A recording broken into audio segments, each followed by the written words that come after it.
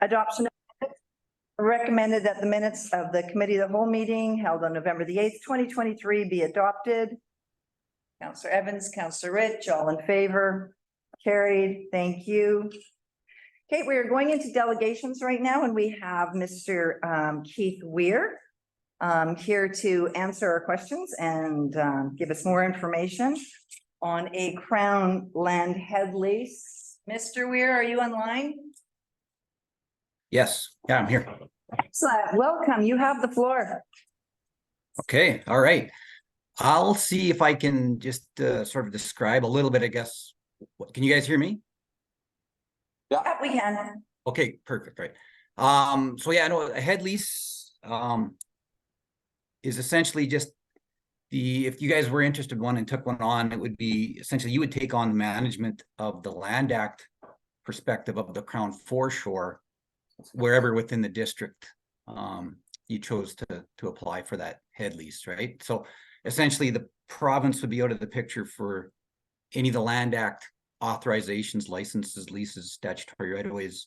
If you guys had the head lease, and that's the only piece of the administration that the district would take care of, it would be like the Water Sustainability Act authorizations would not be within your purview.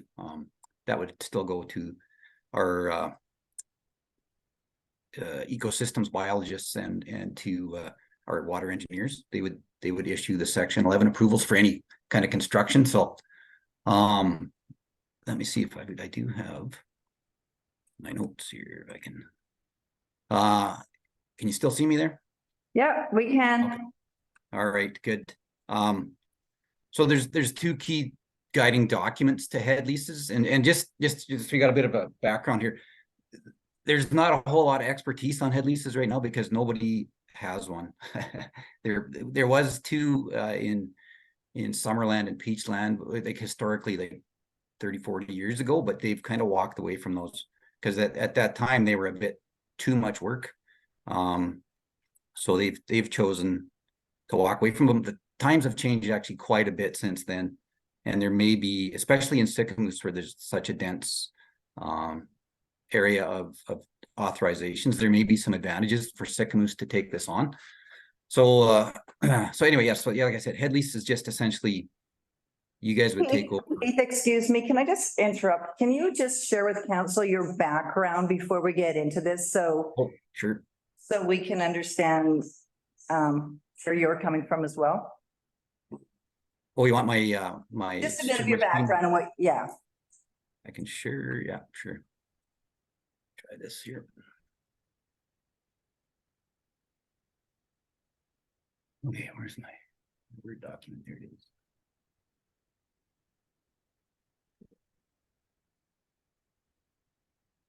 Is that showing up? Yeah, it is. Okay. All right, it's pretty informal here. I just put some notes together, and I can forward you this with the links and stuff like that if you want to have a closer look.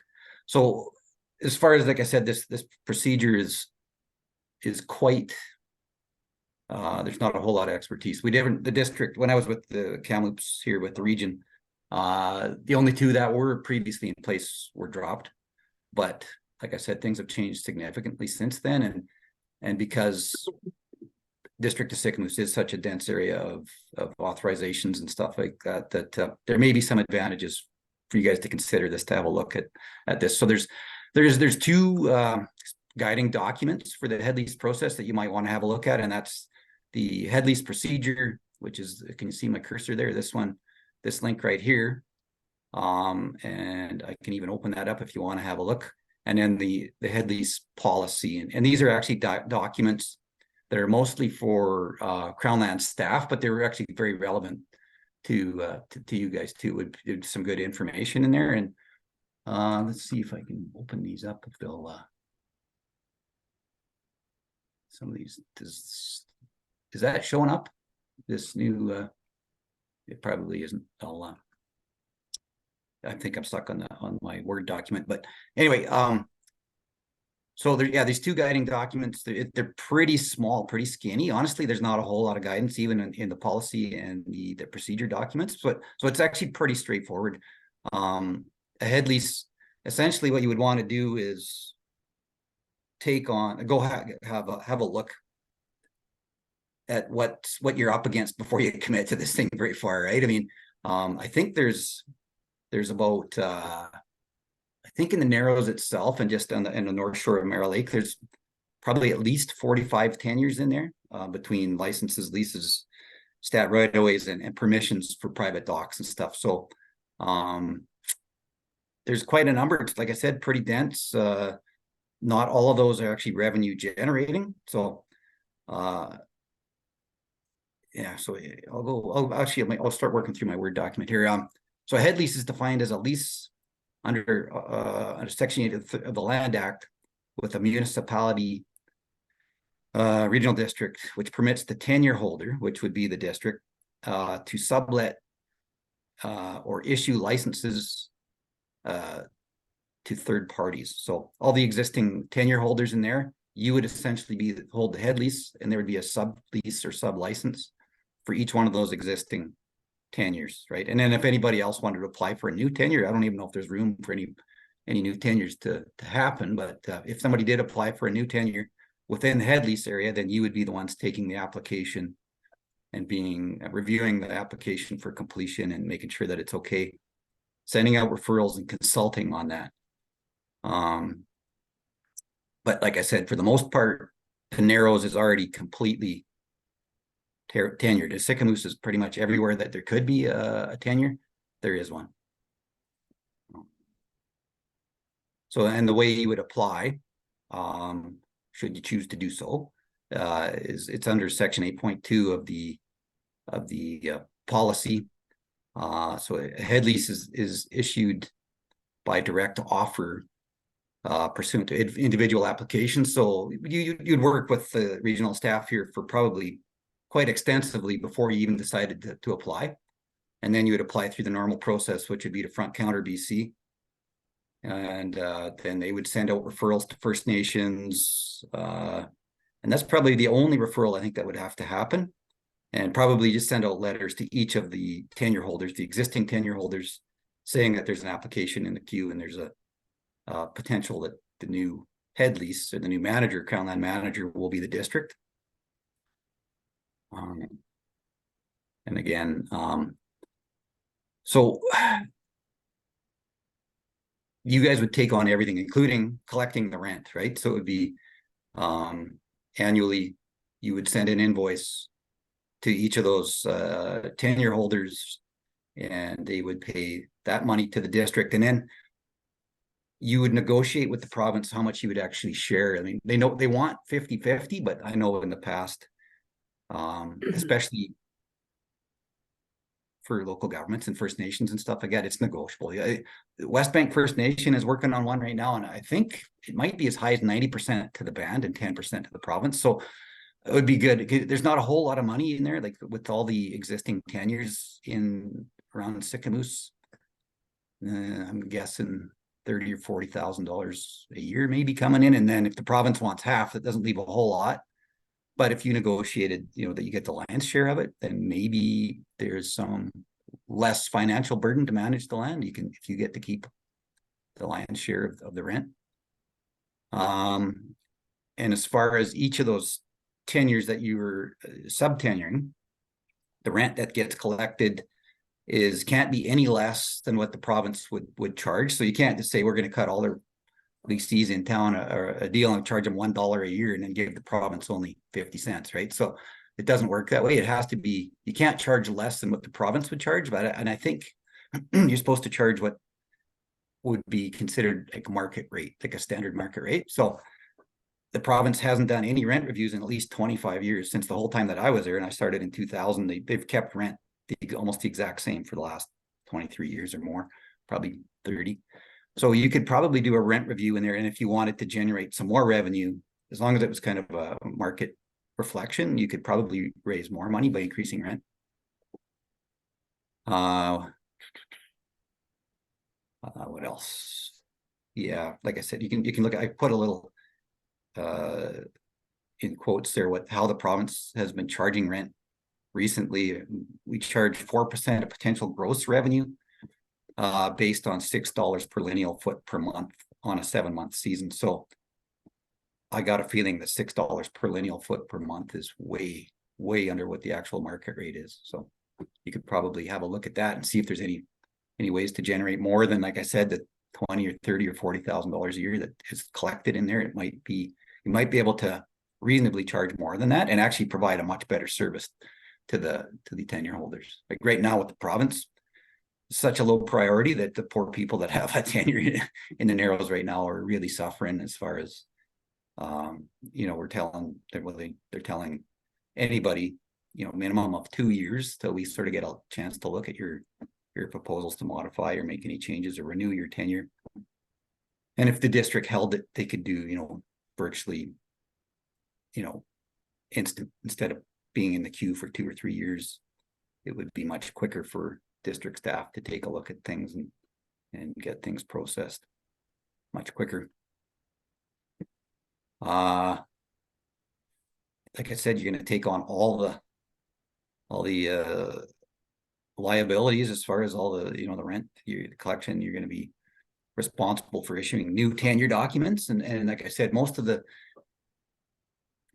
area in Sycamoose is already under tenure, so it would actually probably be just issuing new replacement documents, which would probably be pretty straightforward, not a whole lot of change. The staff in Kamloops here could give you all the documentation that you need to develop those lease agreements or license agreements, make sure that they're all legal.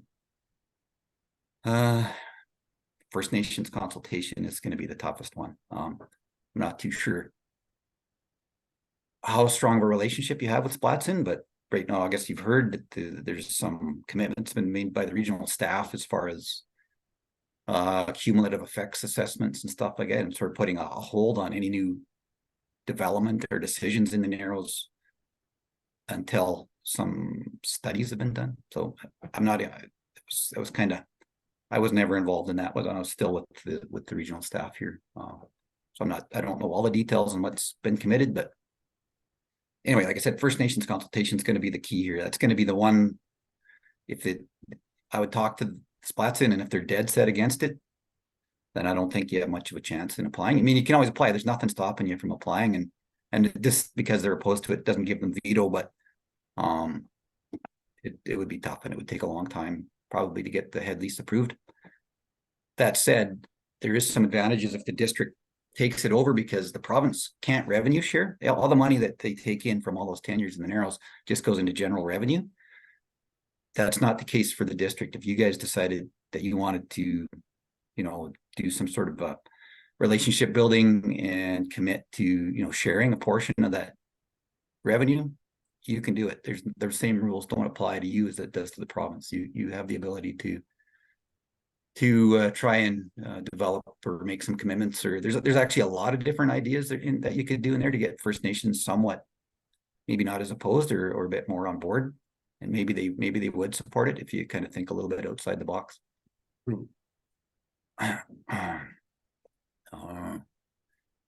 And like I said previously, the two main provincial authorizations that you need for a marina or any kind of structures in the water is you need Land Act authorization for use and occupation of Crown land, and that's for a long period of time. That's kind of up to 30 years. And once that, especially with a lease, once it's issued, it's basically written in stone. It's good for 30 years or 10, 20, whatever it might be. And the water sustainability authorization is just the authorization to construct. So usually it's good for about 2 years. So those two authorizations is what you need to actually build a marina. You guys wouldn't be overly involved with the Water Sustainability Act authorization, but you would be the key, the lead for the Land Act authorization to use and occupy the land. So, any questions, or I mean, it kind of maybe overwhelming you rushing through here, but Keith, before I open the floor to council for questions, can you tell us about the 2 head leases that aren't there anymore and why they're not, the issues that they had? Summerland and I think it was Peachland. I think they just found it to be a bit too cumbersome. Like they didn't have enough tenures, enough revenue generating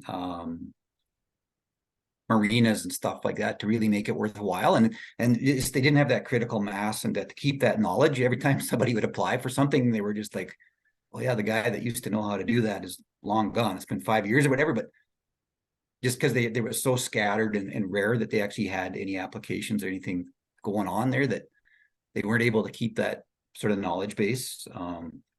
Like I said, in Sicamous, you guys got, I'm guessing there's probably close to 60, depending on how, if the district, what they wanted to do. If it was just the Narrows, if you went all the way out to like Old Town Bay and as far south as like 2 Mile or whatever, you could probably bring in a few more marinas and some strata marinas and stuff like that. I'll forward you guys a copy of a PDF, like a big orthographic photo that shows all the tenures. There was 45 in 2011 in the Narrows itself, and then on the north shore of Merrill Lake there was about 45 tenures. I think 15 of them were commercial marinas, 10 were strata marinas, and those are the only ones you can really charge rent on. And then the rest were like private moorage docks, which there's no rent, unfortunately. I don't know if there's any law saying that you couldn't charge rent. If you guys took it over, you might be able to charge a bit of rent on there. And a few tenures held by the district themselves, like for public docks and stuff like that, and a few statutory right-of-ways for, I think, some buried utility lines underneath the Narrows. That they do generate revenue, but I think it's prepaid, and you probably wouldn't get anything for 20 years or something like that on that, and it's not much. Thanks, Keith. I'm just going to open it up to council now. Does council have any questions? Or staff? Council, okay. Councilor Bushill. Thank you, through the chair. Keith, thanks very much for coming by and talking to us today. Yeah, I just wanted to ask you a few questions. How long is the process? Do you know how long the process is to go through this procedure? It's only a guess, but I would say you're probably looking at least 2 years. 2 years.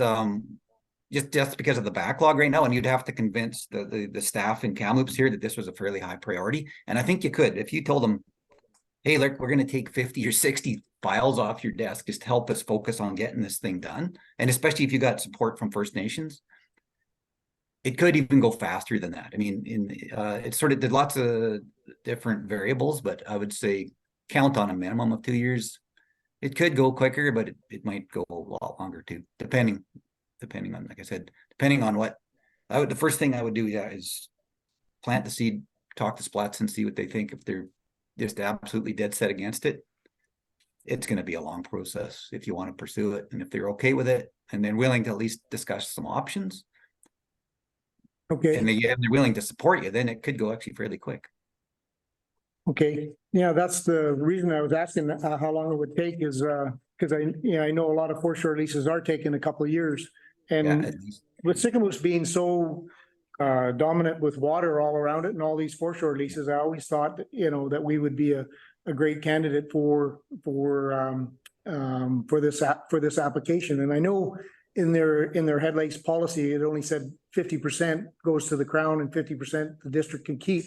And at that time, I think Jeff did some calculations, and I think it wasn't worth it at the time. But if you look at Peachland or Summerland, they don't have very many foreshore leases. They don't. And it's not really worth their while. But because our foreshore is so important to us and the community and the whole, our tourism and just our residents themselves, I think I've always been a proponent of trying to take over the foreshore lease from the Crown. And I would love to, continue down this process and see if we can get an agreement. But no, I appreciate it. I guess and one other question, we would look after all the referrals and everything as well. Like we would, that would be our job to look after all the referrals.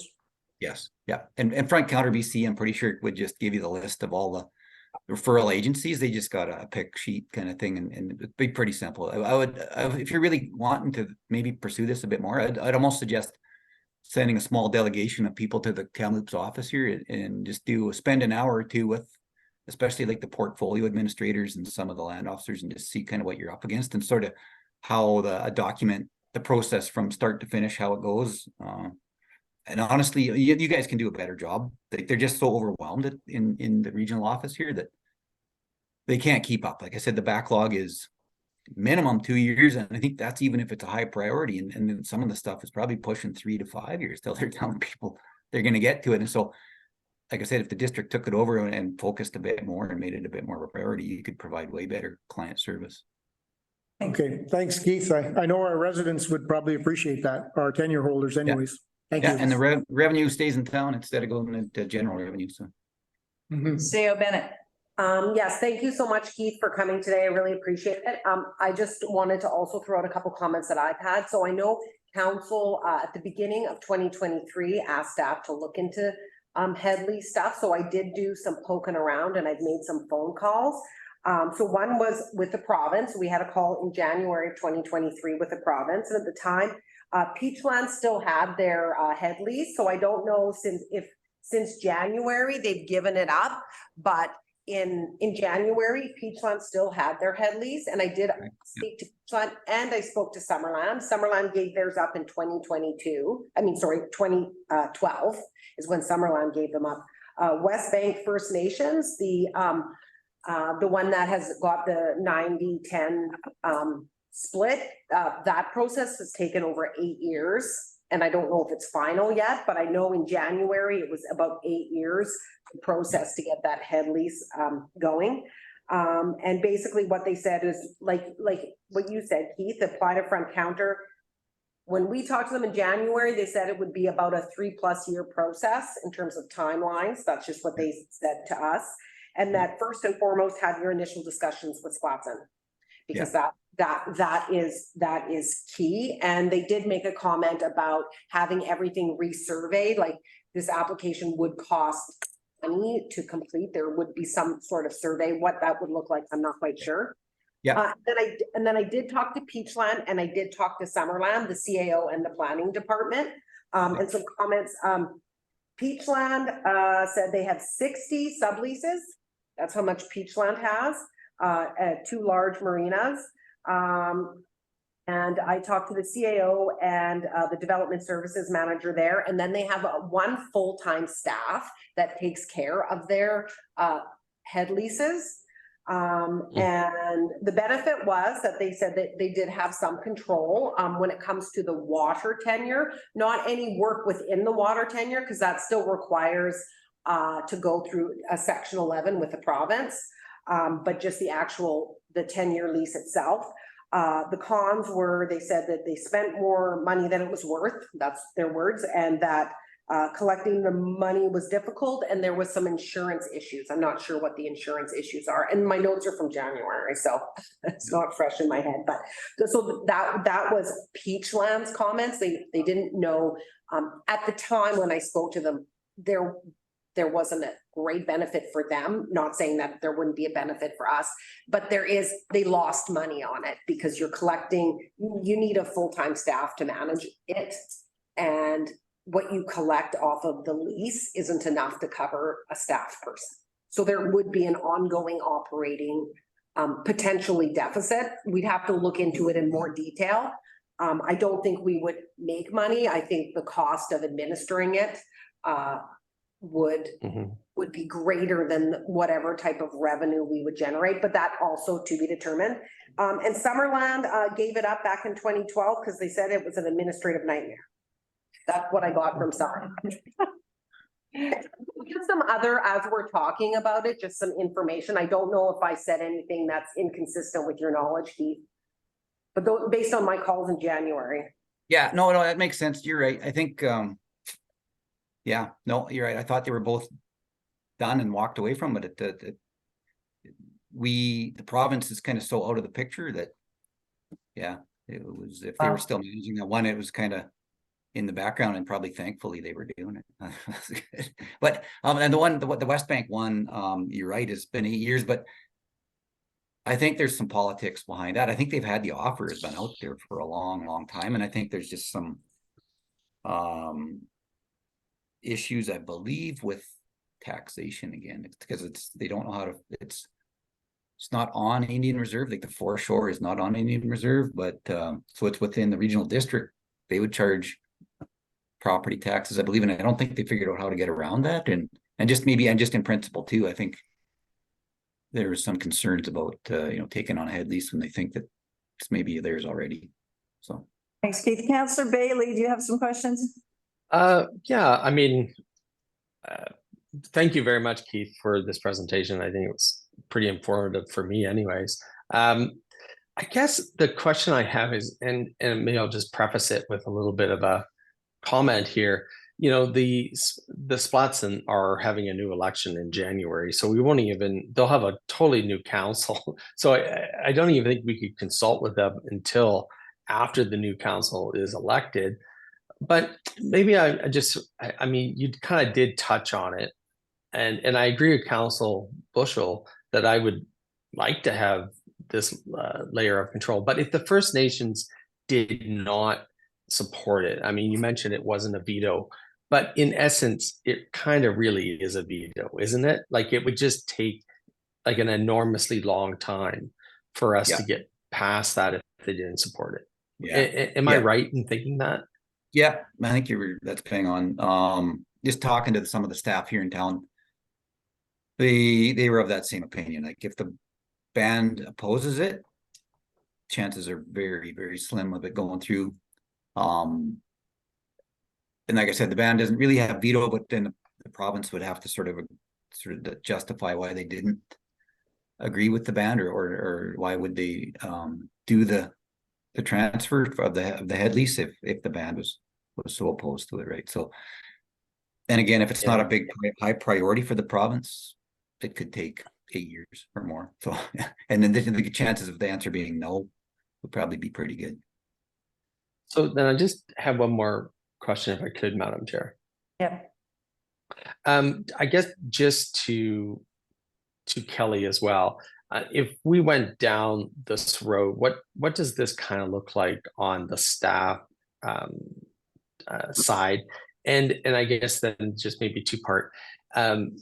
Do we have any projections, maybe from Bianca, of what that staff member would look like, and do we have a sense of where the revenues would be? I know Keith gave us a kind of a ballpark figure, but I certainly wouldn't want to get into a scenario where we take this on and then we can't cover it off with the revenue side, and then that impacting taxes. I think whatever we would do here, we'd have to try to make it revenue neutral at best. So have we thought about any of those things, or we're so preliminary we haven't even kind of gotten into that? Go ahead, Kelly. Yeah, great question. To your answer, too preliminary at this point to identify whether it would be cost neutral, whether we make money or lose money. I know. Okay. All I know is that Beachland wasn't making money.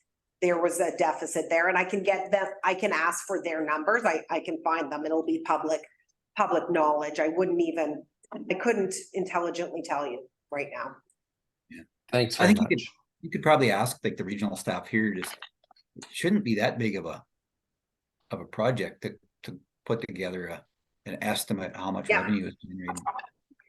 Definitely. Like I said, maybe 25 or 30 revenue generating tenures in there. And so thanks, Keith. I agree with Councillor Bailey. I think that we should, if we could, we know that our partners Splatson aren't going to be part of this until after their election. So we know that until mid next year, where there's not a lot of decisions coming out of them. So until then, could we do some little bit of work and find out what kind of revenue we would see off that project, and see what kind of administrative costs?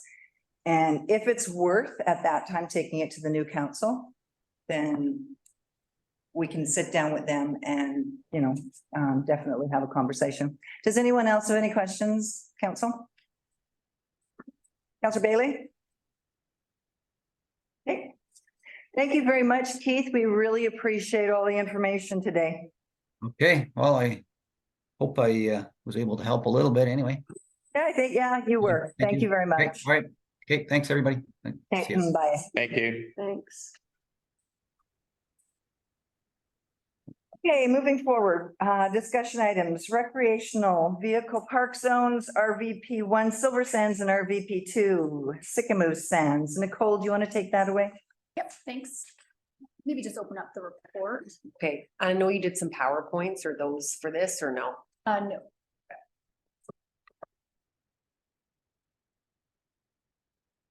Okay, so today we're just gonna hopefully open up a discussion around the proposed RVP one and RVP two zones for Silver Sands and Sycamore Sands respectively.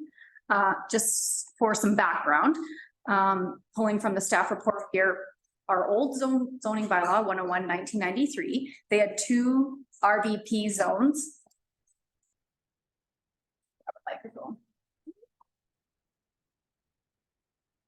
We have people online. Thank you. We had the two previous recreational vehicle park zones for Silver Sands and Sycamore Sands. And earlier this year, one new RVP zone was created and was applied to those two stratas. And that's what is current in zoning bylaw 1000/2022. And so the RVP one zone brought some setbacks that weren't in the original zone. And they're more in line with standard practice, BC building code, fire safety concerns. And so we were approached after that bylaw was adopted by Silver Sands and Sycamore Sands strata representatives who expressed concerns about some of the provisions in the current RVP one zone. And so now we have an RVP one and an RVP two zone proposed. The draft zones were shared with both stratas, and now we're still hearing some concerns about some of the provisions, mostly around setbacks. And so there are representatives today from both stratas. And we also have the fire chief present and the planning staff to hopefully answer any kind of questions after we maybe hear from the strata. Okay, thank you. Is there someone in particular you want to start with? I saw Brett Palmer online representing Sycamore Sands. Brett, are you online? Oh, he's not, he's muted. Brett, you're muted. Take yourself off mute. There we go. There, I Thank think you. you can hear me now. Yep, we can. Thank you. Yeah, I'm Brett Palmer. I'm one of the directors at Sycamore Sands. I've been dealing with Scott Beeching since the start of the year, then Sarah, and now Nicole. We've gone through, there's a bunch of the concessions that are on the latest draft, which are good. And the last three things that we're still dealing with, and most of it comes down to because our property was built in 1985, and the physical size of our lots limit us to how we can conform to the bylaws that you're proposing or the setbacks. One of them, which might clarify that I didn't even notice till today, I looked back on the last two previous bylaws, and on the exterior side, which is 3 meters, and it basically says from the side of your park model to your property line. But the previous two bylaws state 3 meters where the side of your recreational vehicle space abuts to an internal road or driveway, which makes in our property line abuts to our neighbor's property line and not a road. So you take that 3 meters setback. I mean, most park models are about 4.3 meters wide with tip outs, and the other proposed 1 meter, you add that all up and you get 8.3 meters. A lot of our smaller lots are under 7 meters. So physically, we can't even conform to that. But if that 3 meters is considered with a roadway or access road, which we don't have, then that would clarify at least that one. But I mean, if we try to adhere to those three numbers, I mean, we don't have enough real estate to accommodate that. So if if they're willing, like, I don't know if this was set up more for Silver Sands, which does have a lot more access roads and roadways. If that is the case and it's got something to do with easements on the roadways, then that one setback, yeah, right there that you were highlighting on, that one setback wouldn't affect us anymore. Because, I mean, from our 3 meters, 10 feet, we've got lots from our park models to the property line that are under 8 feet. So, you know, we're just trying to conform to your setbacks, but we just don't have physically, we don't have the property to do that. So that's one of the ones. And if it was a matter of that wording from the previous bylaws were just omitted and that was brought back in, that setback wouldn't affect us anymore if that wording was there. Thanks, Brett. Nicole? Yeah, and the other two, you get back to it. If you want me to continue on with the other two setbacks or not, I'm not sure. Sure, yeah, go ahead. The other two, and it's highlighted in 1 meter on the interior side, which is in our park, all our lots, our park models are back to back. So our service side is in between what you'd call, I guess, the short side of each 2 lots. And the park has basically been built, and most of the park models are in there at 0.5. I think we're a hair more. We got 21 inches in our own bylaws or rules. But I know there's a clause there about grandfathering or okay for anything that's done, but the problem is a lot of these park models are getting older. And if somebody wants to replace a park model, and all of a sudden their awning, their concrete, their exposed aggregate, everything they built around their park model is now going to have to be shifted over. And once again, we still have very limited room on our lot to begin with.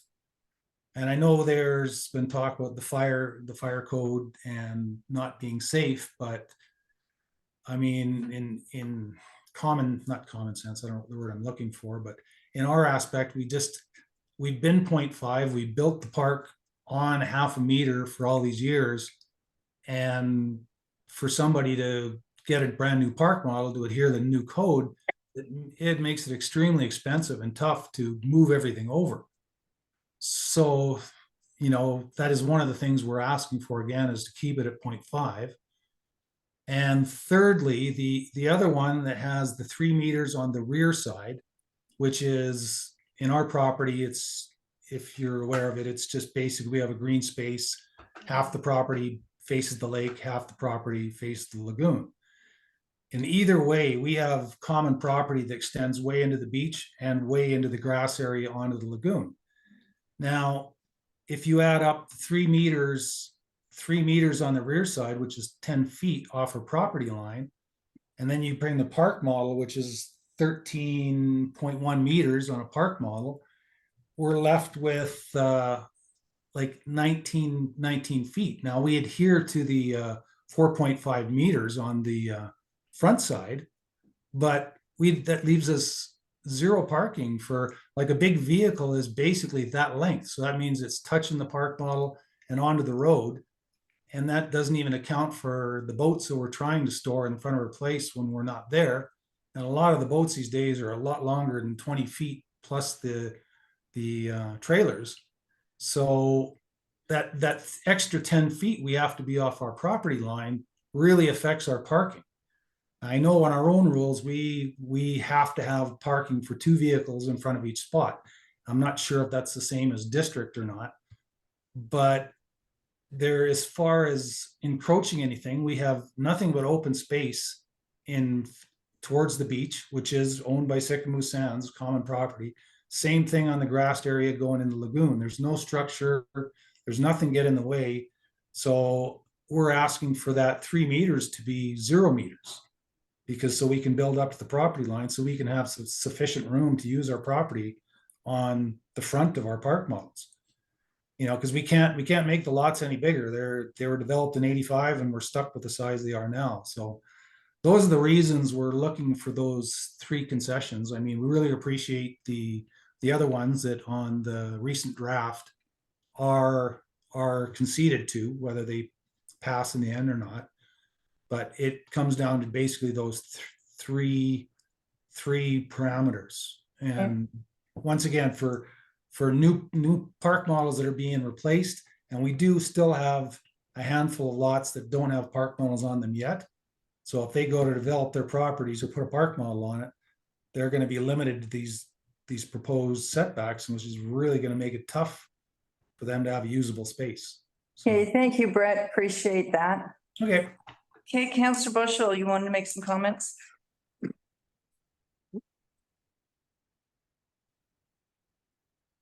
Yes, through the chair. Yeah, thanks very much, Brett, for your presentation. And yeah, it's been tough for the planning committee and especially staff trying to figure out these two RV1 parks. And unfortunately, like, you know, one park was kind of built before we were even incorporated, so their bylaws were kind of few and far between. And then, of course, the Silver Sands was done while we had bylaws. So, you know, originally, if you really look at your park, it was an actual RV park, meaning RVs. There wasn't any park models in there right from the get-go. And now it's kind of dwarfed into, over time, which happens, dwarfed into a mobile home park, or not a mobile home park, but a park model park and RVs. So we have been working with you for years and kind of bending the rules, but you know, some of the areas there are very, very tight. And I mean, our fire chief Brett has made huge concessions already. And you know, to go down to 0.5 interior setback is pretty, you know, puts a lot of liability on everybody, not including yourselves and us. And so I know we got more work to do. And I don't know, we're not going to settle anything today, but appreciate where you're coming from. And I hope you can appreciate where the district's coming from. The staff have been trying the hardest to make it work, but comes a point where we have to draw the line on some safety issues. And I think Brett's made some pretty good recommendations, and you know, we'll continue to work with you, and hopefully we can get this put to bed pretty quick. Thank you. No, thank you very much. Councillor Bailey. Yeah, I just want to echo Gord's comments as well. We've been working pretty hard on this back and forth for, I'd like to say about 6 months now, at least. I mean, the setbacks and where we're trying to get is to some level of compromise. It will never be 0.5. There's some safety concerns around that in terms of getting fire personnel in between these units if there was ever a problem. Our fire chief, I think, has been accommodating and down to 1 meters, but 0.5 I don't think is a place we could go or should go as a municipality. We are trying to grandfather this, and I know there is some issues with that, but as regulations in the province update, we also have to kind of update as we go along. And I think there's some further conversations we could get. I do take your point on the exterior side, especially if there is nothing behind it. But if there is something behind it, then we obviously can't go to zero. So we can't go to a zero abutting another unit, right? So if it's so maybe there's some further conversations we could go and have with that, depending on the circumstance, though. But this really does come back to a fire safety issue, and that is a concern to us. It's a concern to council. We've had these discussions in the past around even storage units, but these are dwelling units. So that's a totally whole different conversation. I think the other thing that I saw that you were requesting was a 90% impermeable surface for the recreational vehicle. I'm not sure if that's quite possible, even with the setbacks, to get to a 90% on the lot. But there's maybe some further discussions we can go there. But we've had, I think, a really good back and forth on some of the things that we need as a district, and we are getting pretty close to where we could go. We're pretty far. We're pretty far advanced in terms of the movement that we made. But, happy to continue the conversation a little bit. And I wouldn't mind hearing from our previous, our other counselors, because, Gord and I have been heavily involved in this, but other counselors are probably just seeing or realizing this for the first time as well. So thanks. Thanks, Councillor Bailey. Councillor McCabe? Nope.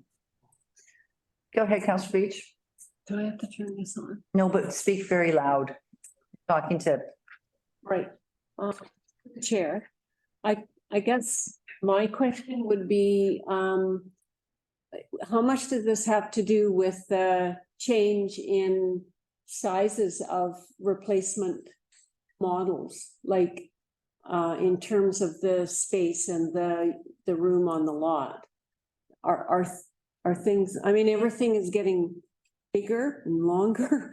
Is this partly replacement, trying to replace an old model on the same property? Is that any part of the issue?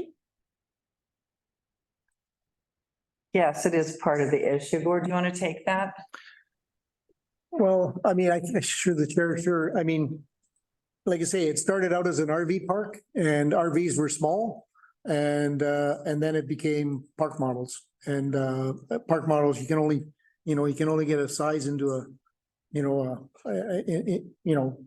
small, very small park model in these lots, because they were designed for RVs.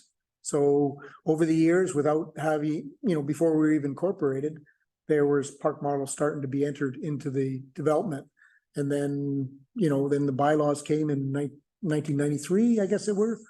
And there probably wasn't a lot of thought put into it.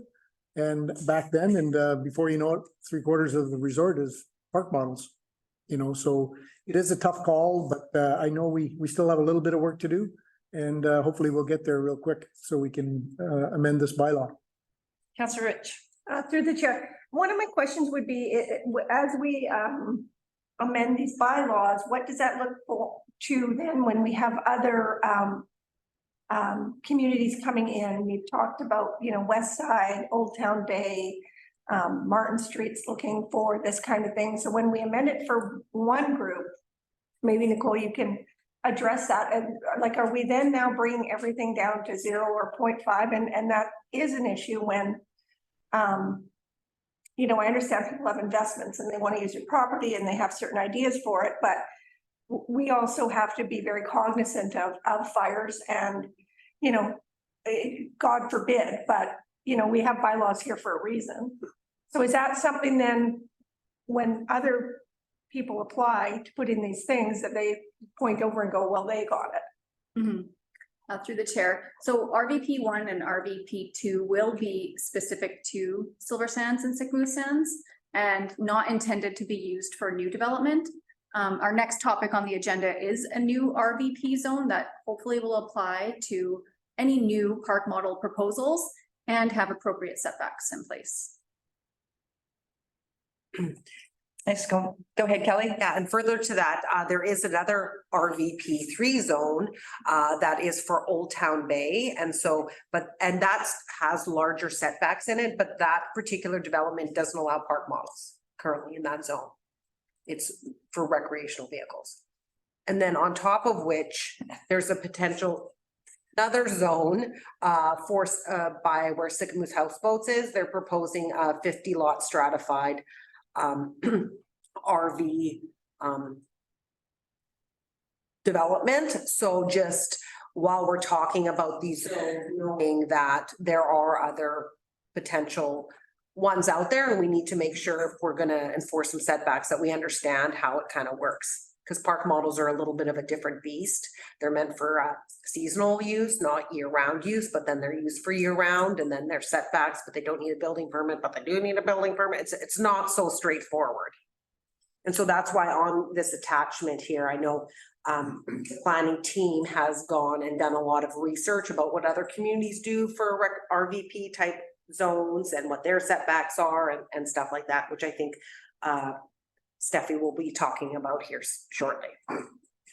Okay, no, that sounds good. And I think Sycamore Sands and Silver Sands you're absolutely right, morphed into something that they weren't. And now we're trying to make it all work and patch it all together. But moving forward, yes, we should have some bylaws in place for new development. Nicole, you want to carry on now? But yeah, I'm just wondering if we can open the floor to any reps from Silver Sands. Excuse me, it's Terry Gold here. Can you hear me? Yeah, go ahead, Terry. Okay. There's a few things that, I, first of all, like Brett, I'd like to thank the planning people and the mayor and staff for the efforts they have had. But I think it's important that all the council members, one thing that I'd ask all the council members to understand is we had a zoning in place that we got approved by the district of Sycamoose. In January of 2023, that zoning got taken away without any notification to either Sycamore Sands or ourselves. And it was only when owners, and I'm the developer, and the Strata has asked me to represent them because I know the history. And it was only when owners in January and February of 2023 started zoning or trying to develop under the bylaws that we had approved. I was the first one. We're not quite like Sycamore Sands because they were developed years ago as an RV park. We were developed as a park model RV resort. So our lots were all developed to size. We went through all the stuff with every ministry and the city, and we worked with, at the time, Mike Mars in creating a RV park model resort. And I only bring that up because I hear you saying, well, hold it, it's something new and creative. We were reduced in 2019. When I developed, we were allowed a side yard setback of 1 meter. Because owners wanted to put carports on and go closer to their neighbors, actually some already had, because the city didn't at the time want building permits. So we went to the district of Sycamoose in 2019 and they reduced our side yards from 1 meter to 0.5 meter. So we weren't something new and inventive. We've gone through the process when I developed and in 2019. All of a sudden in January, our zoning was gone and we were told at that time we had to be 1.5 meters. Well, we'd already developed. We had our entire resort was non-conforming instantly. Nobody could replace what they had there, but we'd already gone out and gone through the process of engineers and everything to create that. I am not opposed, and I understand the fire chief's concerns, and I appreciate the fact that the fire chief has said, yes, let's go back to what you had in prior when you developed it to the 1 meter. And the owners are certainly happy to live with that, and understanding that everybody that's there is non-conforming. But I just wanted to give you the history. We're not, Silver Sands is not something new. We were actually the creators of this type of zoning in Sycamoose in 2005. The only things that we had left that were concerns that the district hasn't, or we have a confusion with is, can you scroll down to the setbacks, please? Ours is the same as Sycamore Sound. Yeah, okay. The only thing we had a concern with for our resort was the exterior sides. Now, Brett had understood that, or their resort had, that it referred to an exterior side referred to one of the side with their services. And Brett, correct me if I'm wrong, but the side with their services was their interior side, and the exterior side was the side without their services. That's And the way I understood it. yeah, that's the way that they told me they understood it. And I said, no, right from day one, an exterior side was if we were facing our side yard faced a public road, or in our case, they came and said, well, that applies to your corner lots. And we have, I believe, 6 corner lots in our resort. Well, to have it 3 meters over is 15 feet. Then you got another meter on the other side. So that's another 3 feet. You got 18 feet on a 30-foot wide lot. And our roads are private roads. The district doesn't do anything with them. So all we asked was, can that exterior road, providing it means our corner lots, or we're like Sycamore Sands, none of our other lots are anywhere near any public roads or public property at all. If that means corner lots, can we have that reduced to 1 meter? We're a private road that it's against, not a public road. And in our resort, we have a speed limit of 10 kilometers an hour, and we've been there 15 years, and our corner lots haven't been a problem with visibility. That was the one thing that we had asked. And the other thing that we had requested was on the new proposed zoning for our resort is it says that if we're going to put on a sun deck, or they call them Arizona rooms in Sycamore, they ended up getting called Okanagan rooms or something. But in addition, we couldn't fasten it to the unit at all. It couldn't be fastened at all. If you were going to put stairs, it couldn't be fastened. And this is something for that we have talked to the district about for a long time now. And when the past staff was there, he said, well, it would declassify your park model as a park model. So we contacted the top 2 people for Canadian standards for CSA, and they both said no, that it would not ruin that. If we were going to have something that's just fastened to it, that's fine. If it was going to carry any of the load, they both said it may require a building permit, and or if it was going to carry a big load, it probably would require an engineer, right? We've asked that. It doesn't make much sense. We can put it the width of a business card away, but we can't have a nail going so it's fastened to a set of steps, or so those are the 2 things that on the zoning part that we have a concern with. Thank you, Terry. Cole, did you want to add to that at all? No. No. Council, does council have any questions? Well, this isn't on the agenda for tonight's council meeting, so I would like us to have a bit more conversation around this and resolve some of this, because there are some legitimate concerns here, and I think that we need to address them before this comes to council. Okay, all right. So one more note, if I could. Oh, go ahead, Brett. Yeah, just for clarification, when the one council member was mentioning about park models being replaced, our zoning through the district, we're allowed, I think it's a Z 241 rating on the park model, which limits us to a certain size.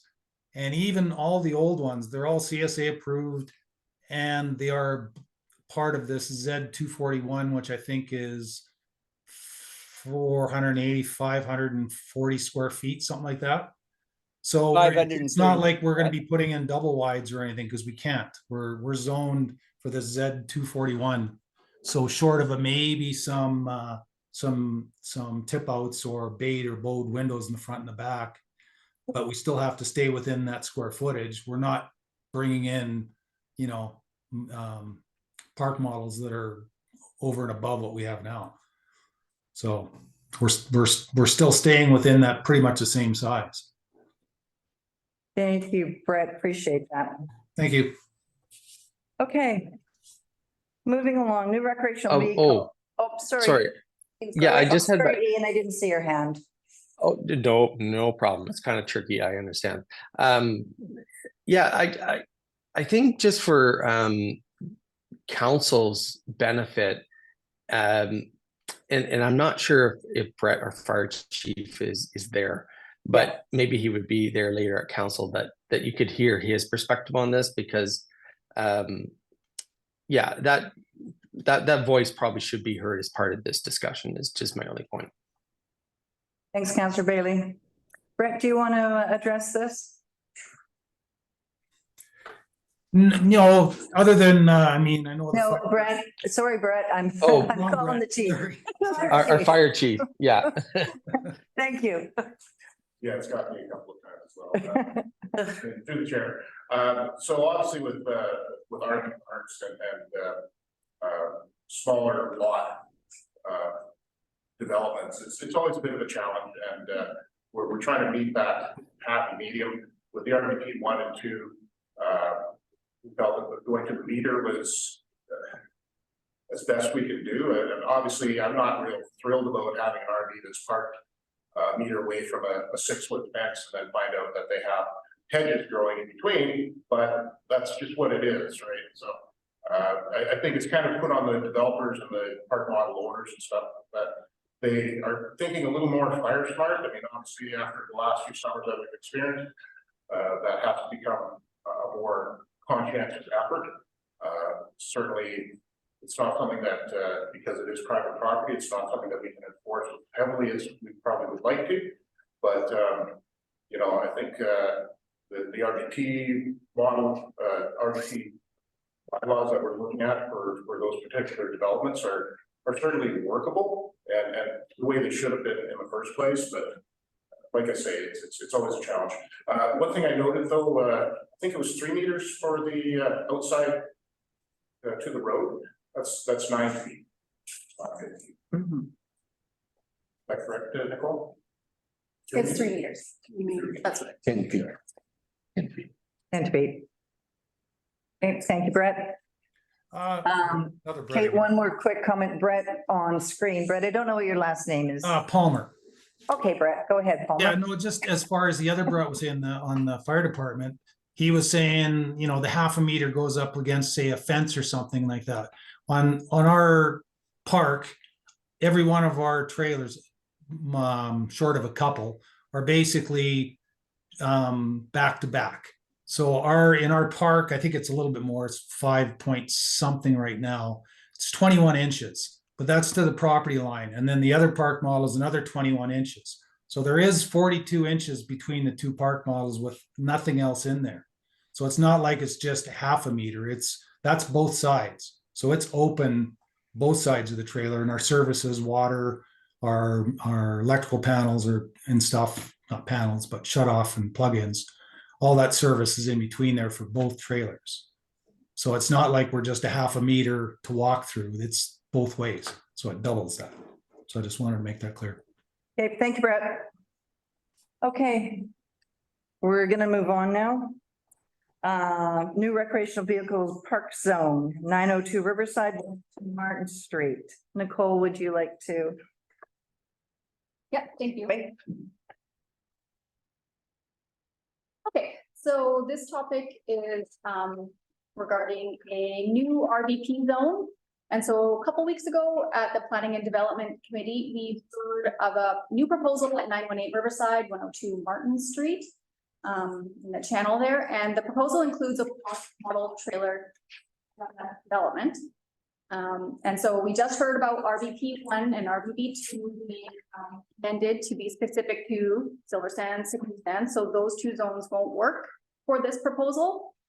There is the RVP 3 that Kelly mentioned, that is specific to Old Town and doesn't allow for park models.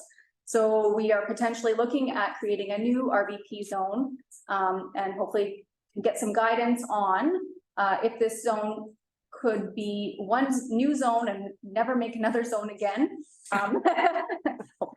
Or if we're going to keep doing specific RVP zones for developments as they come. We know of some more around 2 Mile, and who knows what else others have proposed. So over the last few weeks, we've had the building department connected with colleagues across the province, other building inspectors, just to try and get some facts on how their departments work with park models or don't. And so Tyson had put together a building department memo. Hopefully you've had a chance to have a peek at that. It's just facts around park models. And then it included his discussions with other building departments. just for our information. And then the other piece to this is Steffi from the planning department also pulled together some planning research on RVP zones across the province. And I'm hoping that Steffi, you're prepared to maybe walk us through a few themes that you found and things that we might want to consider in a new, well, I wouldn't say perfect, but a new RVP zone. Go ahead, Steffi. Thanks, Nicole. So I'm sure everybody probably went through this document, so I'm just gonna give a summary on what different places are doing to the use of recreational vehicle and its definition, different zones, and things like that. Some municipalities have a clear plan on what their goals plans are regarding recreational vehicles. For example, Thompson Okanagan Regional District defines RV as something to provide a temporary accommodation for recreational and camping or travel use. I've included some of their definitions from the zoning bylaw for definition of park model, RV, and the RVP 1 zone that they have permits seasonal recreational residential opportunities, which are not intended for travel public and not serving as a primary residence for recreational vehicle owners. And there's a link to that particular zone if anyone wants to look through setbacks and other regulations to go really carefully.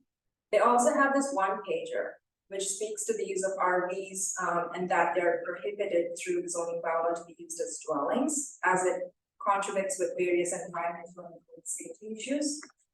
They also have a list of impacts that RV cause and things like that. So within TNRD, bylaw enforcement takes legal action, and most of them are through complaints.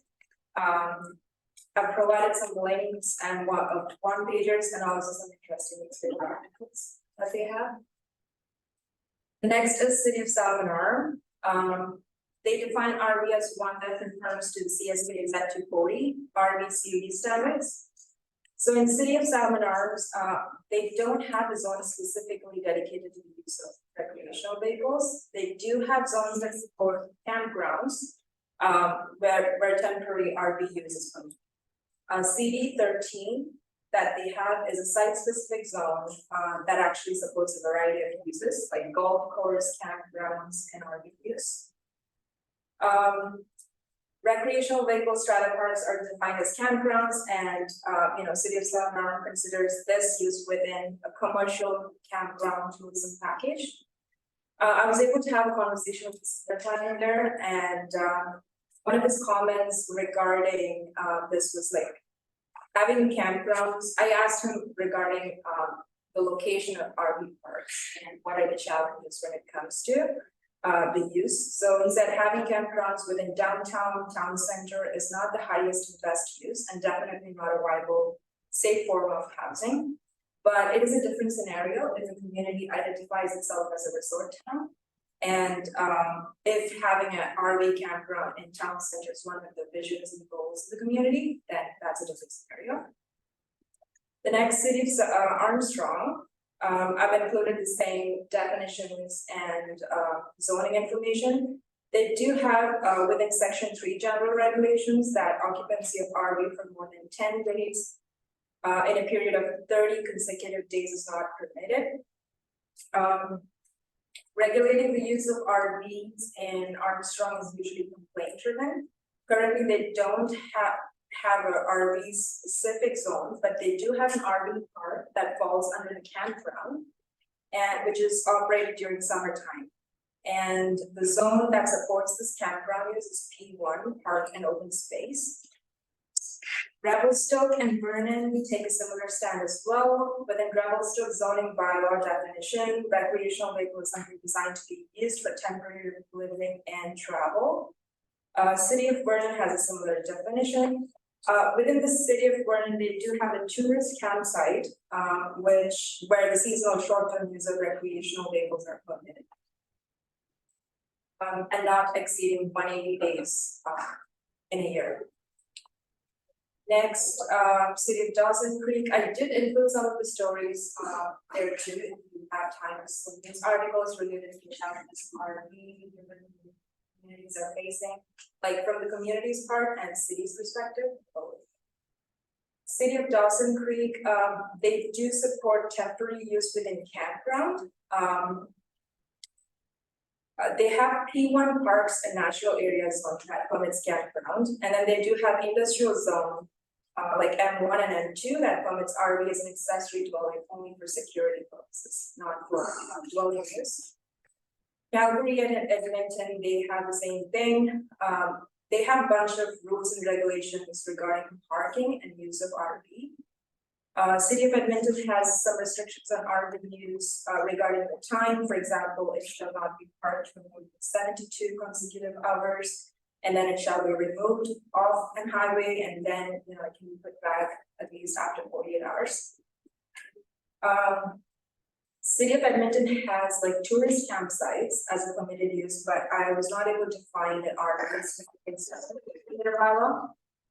CRD, they don't permit recreational vehicle as a full-time dwelling unit, but they do allow a temporary use permit for RV for non-commercial nature based on a list of conditions. So some of the conditions are like non-commercial recreational use for maximum 2 RVs, and that's from May through September. And they have like other conditions. Some of the conditions may be imposed based on site-specific requirements. Within the CRD zone, they do have a rural 1, rural 2, and agricultural zones that permit the use of RV just for guest accommodation. They do have a site-specific zone, which is CD2, that permits campground and development that allows recreational site. Tofino, they have same thing, but they do have zones that actually support different campground theme that permits RVs.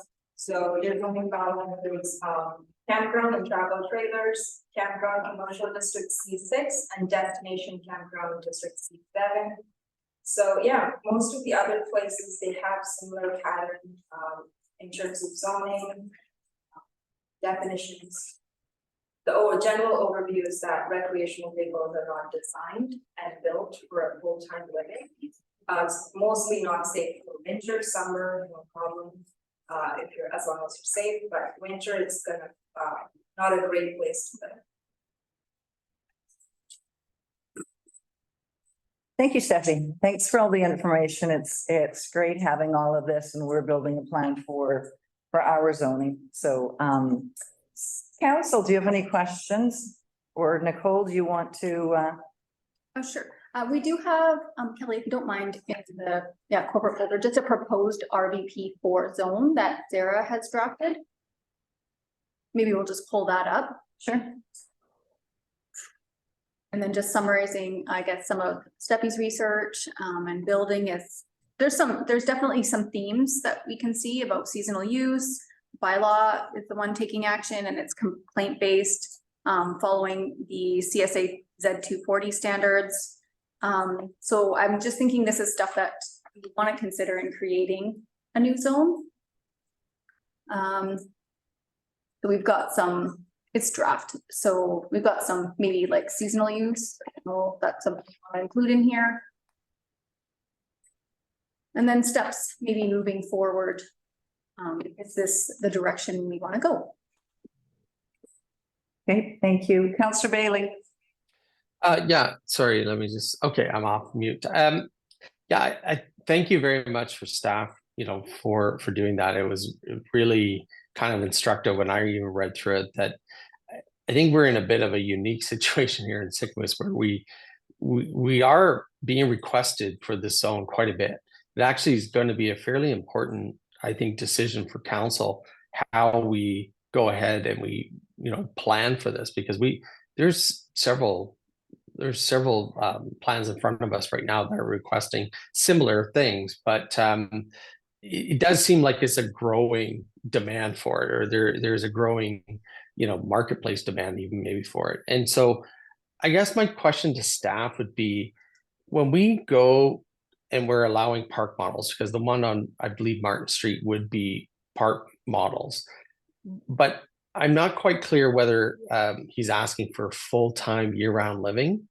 And so if he is, can can we, or even should we be permitting that? Because if they're not actually licensed for that or certified to that, are we getting into a bit of a gray zone where that could be a problem for us? And maybe the answer is no, but maybe I just ask kind of staff on, you know, on that level. If they're not certified for winter use, and then we say, well, you can go ahead and live in it 365 days a year. Is there any implications to us as a municipality? There. So we're looking at that right now with Silver Sands, because it does sound like they do have year-round use. So it's definitely something that we need to look into further, especially if other ones are considering year-round. And I don't know about the development on Riverside, if it is year-round or not. But something we're looking into, and it probably requires maybe a little bit of legal counsel on that. Okay, and just a quick follow-up then. In your research, and maybe Steffi could touch on this, was there any kind of town similar to how we're operating with these RP zones, or are we really kind of unique in this regard? Through the chair, I think we're unique. And I remember looking at town of Oliver, I think, they had this application in 2021 for a recreational vehicle strata park. And it was done by McElhaney, and they included Sycamore in their research as one of the communities that actually allows recreational vehicle strata parks.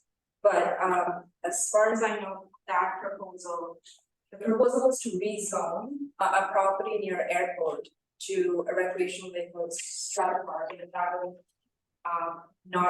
they didn't move it forward. They didn't rezone the property, but this is the unique situation that I came across. Because most of the other places have campground and they allow RV through the campground. That's seasonal. Thank you. Thank you. Councillor Bushel. To the chair, thank you. Yeah, no, I really like to see this proposal come forward. Riverside Avenue hasn't had a development succeed since 2006. We haven't had anybody knocking down the door lately in the last 10 years. And I really think things have changed. We're kind of going back to where we used to be, where I know back in the 70s, we used to come here as kids. And, there was, 15 campgrounds along Mare Lake. And White Pines was a campground, and Sycamore Sands was a campground. And we're kind of going back to that in a way, but things have changed also in the manufacturing industry where, and it's kind of, it's sad that the Park Model Association of BC, or I'm not sure the name of it, don't really promote it, but everybody figures a park model or a modular are, built with vinyl siding and, it's little thin 1/8-inch paneling inside, where nowadays things have really changed in the park model area, and they are livable, and you can live in them year round. And I know people in Terry Gold's Park that have sold their residence in town to a family, and now they're living in there because they're seniors and they don't want to look after the big yard, and they want to go south in the wintertime too, but they do want to live there in the wintertime. So, these things have drywall, they're just like your home, at home. So they are built different. And I'm not sure if this development is going to be year round or not, but I really think that things have changed, and we are a resort community, and we are unique in a way. And Steffi, you made a lot of good points, and that was a very good document you put together. Gives us lots of information. But I think, we can have a mixed use on Riverside Avenue. We don't have to wait another 10 years for another condominium to start. And I really think that, the proponent that's putting this forward, and I hope maybe Todd will be able to speak today, the Kylos have done a lot for our community, and they've huge donations and employment and everything. It's not like somebody coming in from,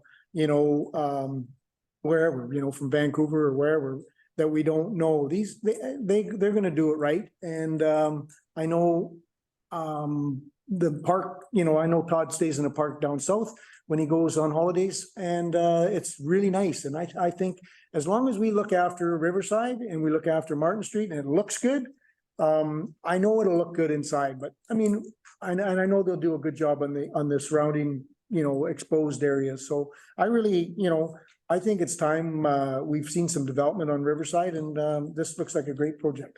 Thank you. Thanks. Todd, do you want to speak to this? Sure. I do agree with what Gordon's saying on the updated materials and stuff and how construction's done. These park models are, you know, they're fireproofing. They're not paper boxes like they used to be. Setbacks, you know, it's small lots. We're gonna have to work out on setbacks. Usually on the power side of the lot, then the next guy's lot, the far side's the far side. So you always have that. There's a big space in between the buildings. It's not, you know, they're not back to back to back to back.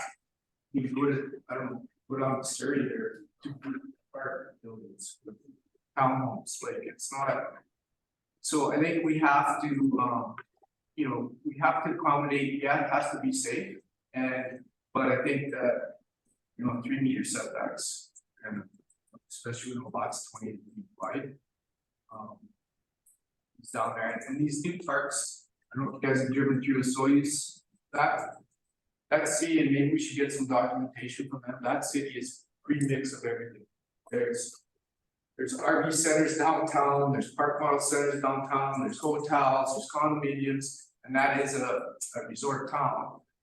Nowhere near the lake that we have, but again, it's got every mix of everything. A lot and huge campgrounds downtown, not just little ones. There's a First Nations one that's huge with a golf course, and it looks, it's beautiful, right? So I think that can happen here too. We just gotta direct it in the right direction on making the planning look good. And we want to make this a development, like that property's been sitting vacant for I don't know how long. I think we could make it, clean it up, and it's going to add to the downtown look and feel of Sycamore on Riverside. Thanks, Todd. I agree. I think that we're changing, we're evolving, we're getting into, you know, people don't have the millions and millions of dollars to build a condominium now and get their return on investment back. And then there's maintenance, and then there's insurance on it. Like, these are great ideas for a resort town. So I think it's a great idea. And Councillor McCabe. Yeah, thank you through the chair. Well, I agree with what Council said about, you know, we need more development on the channel, and nothing's happened for a long time. But the changes from the current zoning means that we would be changing it from a potential of 96 units, which could be multi-unit dwellings, to 26 units, and 2 of those units would be lost to repairing area and stuff, so 24 units. And just for that reason alone, I don't see this as the best use of this property, because it doesn't have the density for potential. It has more potential for more density for potential housing. The units that are going to be put on there aren't considered year-round dwellings, because they won't meet the code for Part 9 of the BC Building Code, so they can't be insured as seasonal dwellings. They can't be approved as sort of year-round dwellings, or even insured for them. The change is only to downgrade it from 96 units of potential multi-unit dwellings to 24 units. We need more housing in Sycamore, and I don't think this is the right direction. Thanks, Councillor McCabe. Councillor Bailey. Yeah, I totally agree with what Councillor Bushel has said about the Kylos, and I think they've been obviously here a lot longer than I have, but just from a business perspective, I see how much they do in this town, and I do appreciate that. I think so much of what has driven the tourism economy was probably pioneered from them. So I certainly appreciate that as a business owner. I'll be honest, I haven't you know, I've been away and I missed the last planning and development on this, and I really need to get my, you know, head wrapped around this. So I don't have an opinion whether for or against. I do think though that we should think about this in a bit of a larger context for what this will mean for Riverside though. I think that just has to be part of the consideration, that there are other lots around Riverside that would probably want to go this way as well. And that's not, and I'm not making a judgment whether that's good or bad. It's just that if we are prepared to go down this route as a council and a town, then we should be prepared for probably similar applications to come forward. And I actually do take the point that, you know, we haven't seen any development on Riverside, and that's not good. Then we should think about what that means for our OCP and what that means for what our original vision was for Riverside, and whether we should be changing that. And the answer very well could be yes, we need to change that because times have changed, and that, you know, condos aren't going to be realistic there. But I just hate for us to look at this just as a one-off, because I suspect it's not, but it could very well be the future for us as well. And I think we just need to step back and just have that larger view as we go forward. And I don't have to, and I don't want that to be a long process at all, because I certainly don't want to have this as, you know, this application dragged through a long process. I don't think it has to be that. I just want to make sure we're considering those other pieces as we move forward on this.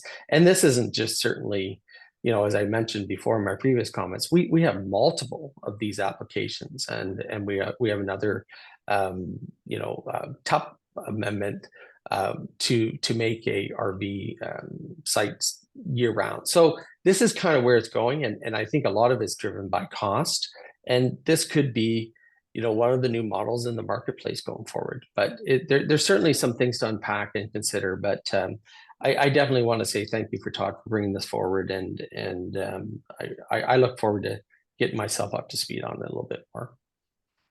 Thanks, Councillor Bailey. Councillor Rich. Through the chair. Yeah, I think the big thing for me is that we become very consistent as these come into our community. That we as a council say, this is what we want to see and here are the rules and this is how it's going to go. So we're not all over the place. And obviously things do change over the years and that kind of thing. But one, I think we need to be very consistent on this. Two, I think Mr. Kyler made a good point. Park models are not what we think of. They're not cardboard boxes. There's some really great stuff going on. And I know I've looked into it for, on the housing committee for secondary suites because of the building code. We're still, but there's going to come a time, I think the BC government is actually going to allow park models as a secondary suite, and they can just be dropped in, and that they, you know, they are insulated. They're great little homes. You know, my big thing on this one would be that we know if it's going to be year round, that it's year round. It's not, hey, we want this, and then, you know, in 6 months, you're asking for something different and just kind of adding on. So, you know, and again, the kind of the Kylas have done, take a look at Twin Acres and what that development looks and what that brings to our community down the new marina down there. So I have a lot of faith that this will be done well. Thank you, Councillor Rich. Councillor Bushel. Yeah, through the chair, and I agree with Malcolm. It's not like it's not the highest and best use, but been down that road before on the highway property we had, and we applied for storage. It was zoned for storage, and it got turned down, and that was back in 2006, and it could have actually stratified storage. It could have brought $1,200 a year for each of those units. There was 60 of them to that property and that's tax revenue. And you got to remember that these, if there's a park model there, that is, you know, they do take advantage of the homeowners grant. So it is actually taxable. It's an actual improvement. Whereas an RV on wheels, is my correct, Kelly? A park models are taxable as an improvement? Well, not necessarily. Actually, Bianca, did you want to talk about what BC assessed? Go ahead, Bianca. Yeah. RVs are not unless there's like defined permanency. So like when BC assessment goes to look at it, they're like, oh, that's not moving anywhere. Like it's properly skirted, professionally skirted, all that. Park models, they said the big thing with park models is it's not through a corporate, like the BC corporate registry that like manufactured homes are through. So it's really hard for BC assessment to follow where park models are going because there's no actually proper registry set up. So yes, they can assess them, and that's one thing that we're looking for when we look for at fees and surges and stuff. We need a inspection done on the siting, make sure that there's some paperwork that we can send BC assessment so that they can come and assess it, because that's how BC assessment knows when things go on. I mean, every once in a while they drive by and they're like, okay, that's not right, and then they'll go and assess, but on a year-to-year basis, we need to submit, you know, building permits, demolition permits, like all these permits. And because these don't go through the building code, there isn't a building permit for it. So we'd have to have a siting permit in place. That's how BC assessment would know about it. And then they would go and see that permanency, which for a park model trailer, there would be that permanency there, and then they can assess it. So all the lots with park models would have that improvement taxed. As long as we get that process in place, BC assessment knows about them. All the RV ones would not have the RVs assessed because they're movable. Exactly, and this is where from like a permitting process and a building department process, we need to figure out what that's gonna look like, and we need to apply that consistently to all the park models. Yeah. Right, not just this zone or that Agreed. zone, it's like whether you like it or not, you need this permit, you can attach this and not that, and this is how we're doing it. Yeah. Right, so this is where we have to figure out what our internal process is gonna be so that we're able to do it consistently to everyone. Because that has been our problem, is we've been consistently inconsistent with how we deal. Right, so that's what's caused a big problem with Sycamore Sands and Silver Sands, is we keep on changing the rules. Right, so that's causing the frustration. So, yeah, what I wanted to do say is that it could be taxable, but on another note, I mean, if you look at, you know, like I say, they're not knocking down our door for development. And this brings in, I don't know, 20, I don't know how many units, 30 units, 30 more people into the community. That are gonna be in the community, especially in the summer. It helps out the restaurants, it helps out the grocery stores. I mean, it's just, you know, I know it's not the highest and best use, but you know, I just with things, the way the cost of things are now and parkades and building condos and stuff like that, it's a tough gig out in the development industry, and this could, you know, this could be done right, like Lake Havasu or Lake Osoyoos. They do them up right, and they're full, and they have big developments down there that are actually bringing people into the community. So that's just my thought. Councillor Evanson, Councillor Rich. Yeah, I just thank you through the chair. I just would like to say that I think we have to think outside the box. And if we are consistently consistent, I think that this is going to be a really good thing for Riverside, and it's going to be good looking, and I'm going to be happy to see this happen for Riverside. So I think it's going to be good for the community. Thanks, Councillor Evans. Councillor Rich. Todd, is there room for more? No. No? Okay, thanks. Yeah. Councillor McCabe. Yeah, no, I agree with everybody, all the comments about, you know, Kylos are great corporate citizens in our community and have given our community a good foundation. And I have no negative thoughts that this would not be, it would be done properly and done right. That doesn't worry me. It's just that, you know, we look at different generations down the road, like First Nations, they look at 7 generations, and land is limited, and we have to make decisions best for the community. I don't know what that is. Ian. Hold on a second. Ian, can you mute? We have to make decisions what's best for the greater community. I mean, is this a good project? Yes. Would it look nice? Yes. Would it bring more people into town? Yes. But it's not the best use for the land. And I'm gonna have to vote against it. Just nothing to do with any negativity towards Kylos. I think they're great corporate citizens, and I respect him, but for the best use of the land, for generations to come, and the land is limited in Sycamoose, I have to vote against it. Thanks, Councillor McCabe. Go ahead, Councillor Beach. Through the chair, yeah, I kind of, I get what Malcolm is saying big time, because I'm about the footprint. And 96 down to what, 26 is a big downplay in terms of what we're offering. I also do feel that it'll encourage others to do the same thing. But I'm realistic that building costs are so high that we also are looking at this as maybe what is affordable now to build. I'm really torn. And of course, I recognize what Twin Anchors has done for us as well, and I think it would be done well. I would like to have more discussion. I would like to have more time. I'm kind of sitting on both sides here. Thank you. And it doesn't matter who the developer is. We're not going from 96 to 26 right now. We're going from 0 to 26. I think we're looking at this, you're looking at it upside down right now. So I just want to share that because that's how I look at it. We got nothing there. We got 26 to add vibrancy downtown. And I'm sure it'll be a lovely gated community. So yeah, it's 0 to 26. Yeah. And it is very expensive. We know, talking about our healthcare center, everything has gone up. To build a condo, and have return on your investment, it's not that simple anymore. So I think people are pivoting. I think we see, sure, we used to go tenting. Now we see our kids in our generation RVing, getting into park models. Like, it's changing. The trend is changing. So people are looking at being more, mobile and not so condo stationary. Like, they'd like to go to different places. Yeah, exactly. So, council, does anyone have any other questions or concerns?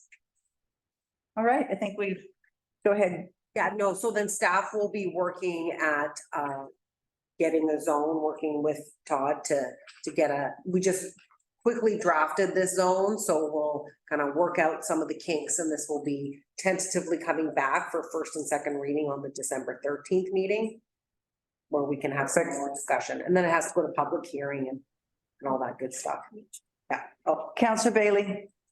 Yeah, I just wanted to make a comment. I think we should take this opportunity, though, to make one zone, and that would apply to all. If that is at all possible, I think that should be our goal, rather than having multiple RVP zones apart from the ones that we already have. Consistency. Yeah. Yeah. Thank you, Councillor. Yeah. Thank you, Councillor Bailey. All right. And thank you, Mr. Carlo, and thank you for everything that you contribute to our community. I didn't mean to make that sound. Anyway, okay, let's move on. Let's move on to me. The Bruin Bridge. So I'm just going to take a minute to talk about, I brought this forward with the CSRD. And we received an email that the Bruin Bridge is going to be pushed off now until beginning of next year before it goes to tender. So, and this is a story that we've heard for a while, and this has already been on our plate since 2014. When did we get into council? 2014, I guess. At least. And it was started prior to that. The bridge is now a safety issue. Yep. It is rebar and concrete falling off the bottom. It's our major transport route through Canada. It's not the Bruin Bridge, it's the Trans-Canada Highway. So I've asked the CSRD to write a letter, MTI, Transport Canada, anyone else you want to include in that, or MLA or MP. It is federal and provincially funded. So I'm looking for council support for this letter. The deck, I thought they were resurfacing the deck last week because it was alternating traffic, but they didn't. So when the trucks are going across, they are still, it's still a really rough drive across. So, and the other thing is, when we went to UBCM, UBCM came back and supported the resolution for this project to move forward. It's already funded. It's ready to go. I think we should ask that they continue with the tender. I think part of the problem is, and no disrespect intended, is that the consultation with Splatsine has ended because they don't have quorum and they don't have a chief.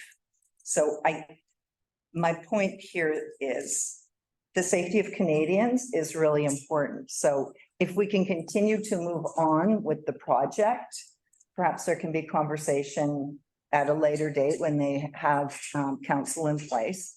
But I don't think that this should be pushed back any longer. And I think, you know, as residents and Canadians, I think we should push to get the Trans-Canada Highway Bridge through Sicamous out to tender. Councillor McCabe. I agree 100%. Thank you, through the chair. I agree 100%. But there's, they should tender it right away. They told us they would. They said, sure. We should ask. 2023. And you know, as we run out of months in 2023, it hasn't happened. Now they've said, you know, spring of 2024. Yes, there's governance issues with our local First Nations neighbors, but not just governance issues because you have to wait for election before decisions are made, but also with the design that the Minister of Transportation has shown to our neighbors, our First Nations. There's issues with cultural heritage impact. And so I think that could all be addressed in contract language and tender it before our neighbors and friends, Splatsons, the next election, before it can be written into the contract for supplemental agreements or chapters or whatever it may be to accommodate First Nations to make sure this project moves forward, but it should be tendered. Yeah, we should push for a tender this year like they said they would. Anyone else want to comment? Everybody agree? Yeah, I do. Yeah, you agree? Oh, go ahead, Councillor Bailey. Yeah, no, I mean, I think this is becoming a provincial disgrace. If it's not a national disgrace, it's pretty damn close to it. I mean, I came to Sicamous 4.5 years ago, and I was told that bridge was starting that year. And every single year, there's another layer of BS that is put on the old excuse pile. And what we do know is that people are going to die on that bridge. This is not a joke. And that it keeps getting pushed year after year after year. We almost had a car that went over the side railing. What if that happened in the summer and it fell on a boat or a houseboat? I mean, this has gone beyond being able to be pushed off. I think the community has been incredibly patient with MOTI, but we're not talking about this has just happened once. This is a continuing issue that has been put off, even though there are known extreme safety hazards here. And I think, I don't know what we have to do to get this through their heads, that putting it off is going to kill people, but that is the actual result. And we've had very near casualties already in the last few years. And I guess I'm just incredibly frustrated. And I share all the comments that the mayor made that, this is no longer something that can just be kicked down the road. They're repairing this bridge every year. There's chunks falling off of it. I mean, it's just ridiculous. I mean, it's almost, to my opinion, gross negligence now to keep putting this off. We know, and everybody else knows, and the province fully understands how dangerous that bridge is, and why we can't get out to tender. It's just beyond me. Anyways, I agree with everything the mayor said, and I don't know what more we could do, but whatever we could do, if it's going to the media and trying to embarrass the province at this point into action, I'd be willing to do, because the last thing I want to see is one day that a car went over that bridge and smashed into a houseboat and there's fatalities in Sicamous, because let's face it, that's a real possibility, and we almost, like I said, had a car go over. We really need action on this. Yeah, thanks, Ann. I agree, and perhaps it is a matter of going to the newspaper as well and doing An article. parallel with our letter, doing an article. Councillor McCabe, did you have your hand up? Yes, please. Go ahead. Thanks through the chair. Yeah, and it's not just a bridge, because inside the scope of the project is the change of the access to Old Spall Machine Road, which is a huge safety issue. The accident rate there is 6 times above the provincial average on the Trans-Canada Highway. And we have a duty to our residents on the west side of the channel to get this fixed as soon as possible. I mean, that's literally an accident waiting to happen, trying to come on or off of Old Spall Machine Road at the end of the bridge. So part of this project includes I'd say way safer access for Old Spall Machine Road. And Area E. And Area E and our friends Flatsons too. Yeah. Councillor Bush. Yeah, I agree 100%. And also maybe we, because they've pushed it back till next year, maybe we demand that they put a net underneath it. And that'll get awareness. You know, I mean, you know, to catch all the concrete or the vehicles or railings that fall down there. If they have to put a net underneath that whole thing, I mean, they're gonna be ashamed to hear that. It's embarrassment, right? Yeah. Councillor Beach. Sorry, that's exactly what I was thinking, is that if we get back to them and say, you know, like, if you're gonna delay this again, the very least you have to do is put something under it to catch the falling concrete pieces. And that would be an embarrassment. There's no way. I don't know whether they would or not follow through and think that was okay, but that's what I was thinking too, something to catch the. Thanks, Councillor Beach. I just had a note sent to me. Kelly, can we also include navigable waters on this? Because it is, as things are dropping into the water, perhaps they should be made aware as well. So Pass you a note. Okay, navigable waters. Do we want to do? Bob did because he was afraid to say it. I just didn't know if Sarah didn't. Sarah, do you have like a draft resolution ready to go? Sorry, just 1 second, Councillor McCabe. Yeah, thanks. Just because it's on a numbered highway, or provincial highway, national highway, Ministry of Transportation does bridge inspection reports. And we should ask for the most current bridge inspection report for Broom Bridge. Good idea. Good idea. Yeah. And not blacked out or vetoed or whatever you call it. What do you call that? That when they black out some stuff. Blacked out. Blocked out. Edit or redacted. Redacted. Redacted. Not redacted either. Yeah. And that would be an interesting document to, yes, they said they're gonna tender next year, but I mean, it wouldn't hurt to have the bridge report for Broom Bridge, the bridge inspection report. That's a really good idea as well. Maybe we can. We could maybe more take that noise. to the media. Well, we're gonna have to do, this is kind of an urgent item. Because it is November and we're gonna have snow plows going across that bridge and it's just gonna turn into a mess. So I think the sooner the better. Do you have a resolution? Through the chair. Kelly, were you working on something? You're still on thinking of what the conversation has been. Basically that staff be directed to write a letter to the Ministry of Transportation regarding the safety issues of the RW Broom Bridge and expediting the tender process for the project. Of the bridge and the access to Old Spall Machine Road as part of the project, and request the bridge inspection report. Through the chair, is this letter being addressed to the minister, staff, or to staff? I would go to the minister. I think staff is pushback, right? Well, I think it's our consultant or the MOT consultants right now that are giving the pushback. Like, I think we should go right to the minister. I don't think we should. So, or include them. I mean, the way it works in there is if you send something to project manager or the area manager, operations manager, or highways manager, they'll draft a letter, but they'll send it up to Victoria to get vetted before it comes back down and released back to us. So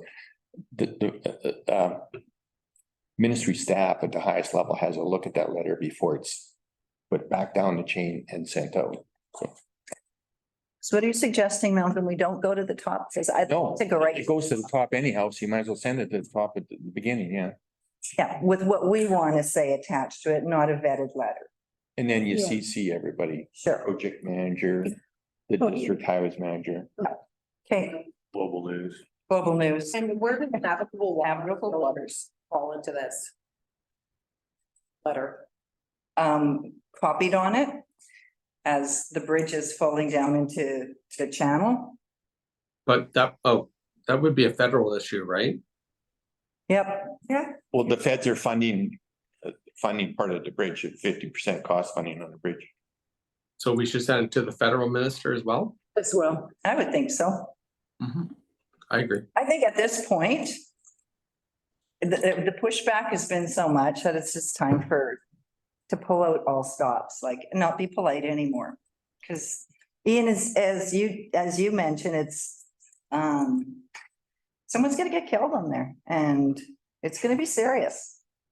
And this is gross negligence on the Transport Canada or province or feds or all of them that are pushing this back. Okay. Use stern words. Through the chair, so is there agreement on the content of the letter and who the letter is going out to? Is there a mover? The seconder? Councillor Rich. Can I, Oh, sorry, go ahead. just to clarify? Do we send it out to the news? Oh, do we put it into the media at the same Yeah. time? We'll leak it. We'll let, no, we'll not leak it. I'm pretty sure that Eagle Valley News is on this call or, Well, yeah, Oh, covering the meeting. media's covering this right now. Okay. So I'm pretty sure they'll reach out to us. Oh, all right. Could I, sorry, Madam Go Chair, ahead, Councillor Bailey. maybe just make a suggestion. We make it an open letter and then it is public. So we send it to the minister, but it's an open letter. So anybody, including residents, can have access to what we wrote on their behalf. And that includes the media.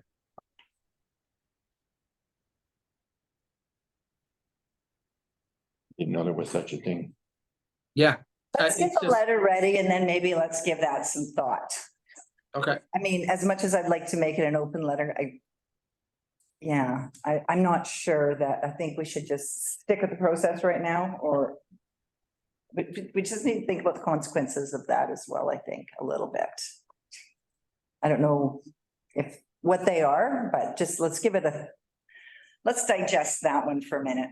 Councillor Evans. I was just gonna affirm that, Madam Mayor, to do a good job in the letter first. And then, okay, and then send it out to media and open it. Staff can work on the letter and before it goes out, we'll send it to council. To have a look and. To make sure we're capturing the intent of the discussion today. Correct. And please use Trans-Canada one. I think we get lost with Bruin Bridge. I think that because people call Bruin, not everyone knows that Bruin Bridge is the Trans-Canada Highway. So I think we should Trans-Canada Highway, put RW Bruin Bridge in brackets behind it. And let's make the Trans-Canada Highway the focal point here. Okay. Sarah? Through the chair, so are you moving this motion and then we have a? Councillor Rich moved it. Councillor Beach is seconding it. All in favor? Carried. Ooh, that took a minute. Okay, moving right along. Councillor Beach, you want to talk about invasive mussels? Yes, please, thank you through the chair. I just, in view of the correspondence that we received and the issues that we're aware of with the infestation of the quagga and zebra mussels, I wanted to do a bit of a deep dive and kind of figure out a few things that I wasn't sure about. I mean, we know it's not a good picture for if it gets into a BC lake or anywhere. there was a lot that I didn't know whether there were things that we could use to control or whatever. So I've had the Candace kindly listed some sites to visit. That's not all of them. I didn't want to go and send any more, but there's really a lot of information, most of it coming out of the United States, not from Canada, research on it. I just feel that we need to kind of understand in advance what an infestation would mean to us. And I think we do, but I just want to make sure that we've thought it through. And recognize that there are some control points that I wasn't thinking about, and I don't know whether all of you are thinking about them. But anyways, just to share, what I discovered was that there really are, protections and defenses that we can focus on. I think it's not going to be a fairy tale ending for any of us over time. If you look at the pattern of introduction and movement of the mussel across the United States and across Canada. I did look at Alberta and I did look at Saskatchewan to see, I couldn't find maps on checking stations, but their finds are similar to what BC has put into place. There may be more checkpoints, but similar in fines. So I know we were kind of feeling that wasn't good. Anyways, I just kind of wanted to take a look and see how we compared. And I wanted to know the difference. There's a difference between the zebra and the quagga mussels. Obviously, they're two species, but a significant difference is that the quagga mussel is very dominant, it's very aggressive, and it out reproduces the zebra, and it can reproduce and attach at much deeper levels of water. Like it's been found at 540 feet, whereas the zebra doesn't go much below 100. So there's different things that I just wondered about. I know that the Shuswap Water Shed Council are doing some collections to look for the larvae in our lakes.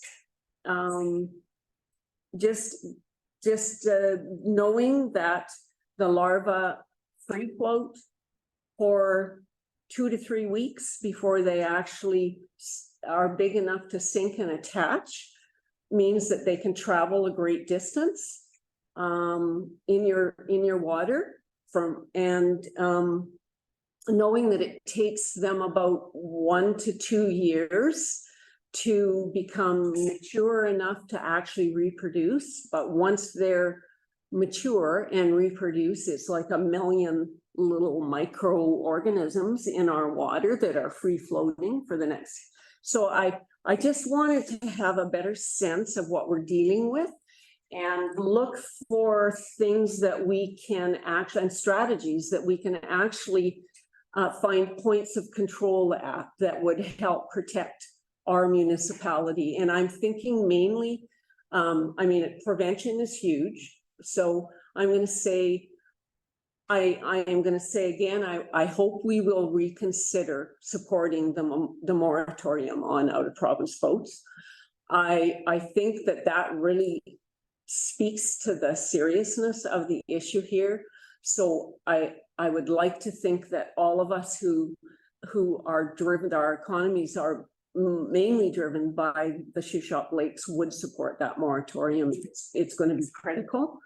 It's paying for a couple of years so that we don't have years and years down the line have no beaches to walk on, an infrastructure that costs us multiple millions of dollars to clear.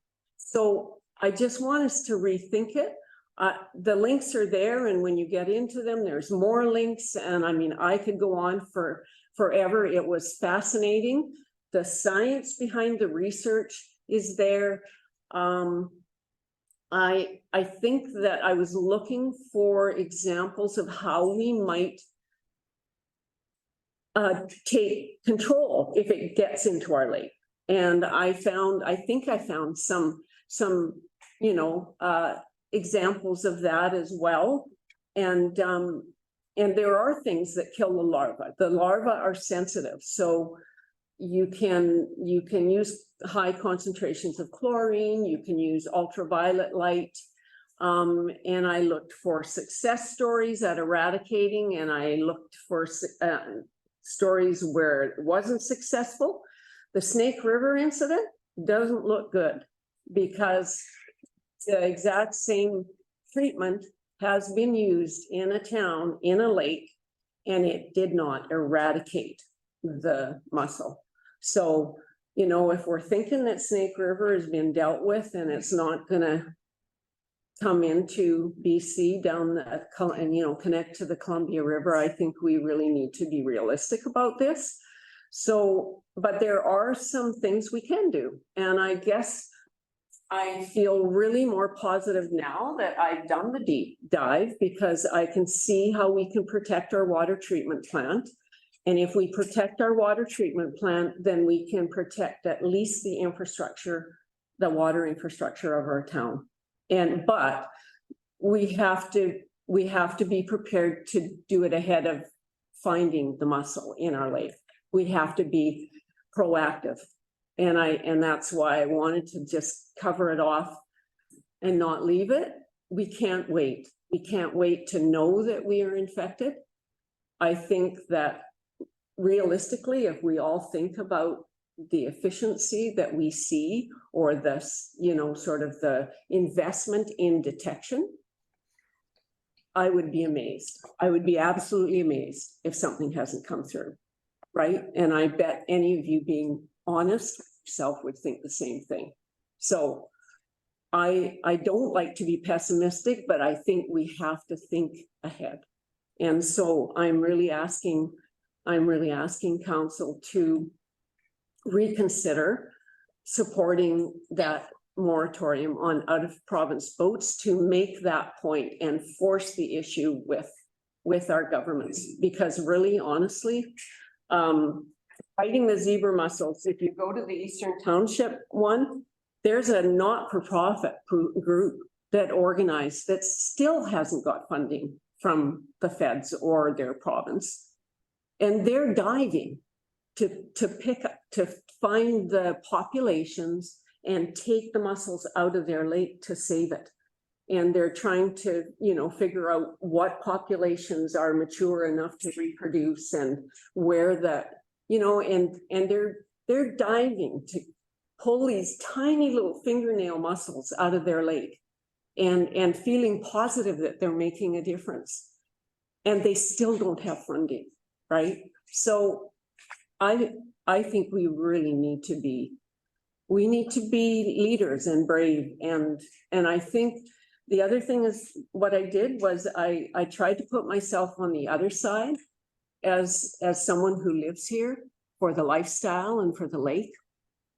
And then finds out in 2, 3, 7 years, when the lake and the beaches are the lake might be clear, but the beaches are destroyed, and maybe our town water system is a major concern all the time and a major cost. What would I be thinking? Who would I be blaming? You know, like, I just thought it's our responsibility to do something, and to do it proactively. Thank you, Councillor Beach. All right. Thank you. Councillor Bailey. Yeah, on the out of province moratorium for boats, I wouldn't support that. I've read up on it. There doesn't look like there's a lot of evidence that would actually prevent it, I think, or stop it from getting into our lakes. There's a couple of things that I think the province should be doing, and that's increased inspections is going to be far more impactful than just a blanket moratorium. I don't even know how we would govern that. We'd have to have a whole system in place to verify that's an out of province boat. And even then, that might not even prevent the mussels from getting here. So I wouldn't be in support of that. I think this is an important issue. It's, I guess, just a question of how we can convince the province to actually treat it seriously. Because I don't think the issue is with us right now. The issue is with higher levels of government committing the resources. And I think that's where we need to put our efforts, is trying to get the people with the resources available to take this seriously. But I wouldn't be in support of telling folks that they can't take their boat from Alberta to put it in BC waters. I think there's a lot of people that do know how to do the proper procedures to make sure they're not transporting invasive species. So the education piece, I think, is important to keep up with. But yeah, I think the province definitely needs to step up, and I'd be more than willing to help in any way I can to get their attention. But yeah, I think we just need to continue to focus there. Thank you, Councillor Bailey. I agree with you. I don't think a moratorium is the way to go. And if you're going to put a moratorium on the lake, all you're doing is putting staff at the borders to make sure boats aren't coming into the province. So I think that's what we refer to as a boat check space. So why would you pile up staff at the border to stop a boat as opposed to check a boat? So I'm kind of lost with the logic on the moratorium, because someone's got to manage all those boats coming in. So just do a check. And the other thing is, I don't think that they can put a moratorium on the lake here. From my understanding, it is federal water, so I don't think they can, we can do that. So Councillor Rich, go ahead. Through the chair. So I absolutely think this is a provincial and a federal thing. Unfortunately, I know way too much about mussels now. Like sad, isn't it? It is actually how much of my life has gone into this. Manitoba Hydro is spending something like $5 million a year because the mussels are jamming up their hydro projects. Like you can't get the generators or whatever, they have turbines don't work properly. So I absolutely think it is at that level. I still really think as a town, we need to get on it. And I drove around, looked at signs. I went to find the signs, which I actually had to go out and find them. And it's an invasive species sign with about 8 million little words and a few little pictures. And honest to gosh, if I'm on holidays, I pull up with my kids and my dog and my picnic and I'm putting my boat in. When I'm looking back as I put my boat in the water, I'm not looking across the parking lot, past the life jacket thing, which you can actually see, and then stopping to read about every invasive species in the lake that I could be bringing in and how I should be preventing them. All I'm trying to do is get my boat in. I honestly think we should look at some kind of funding for a summer student at our 2 biggest launches to start promoting information.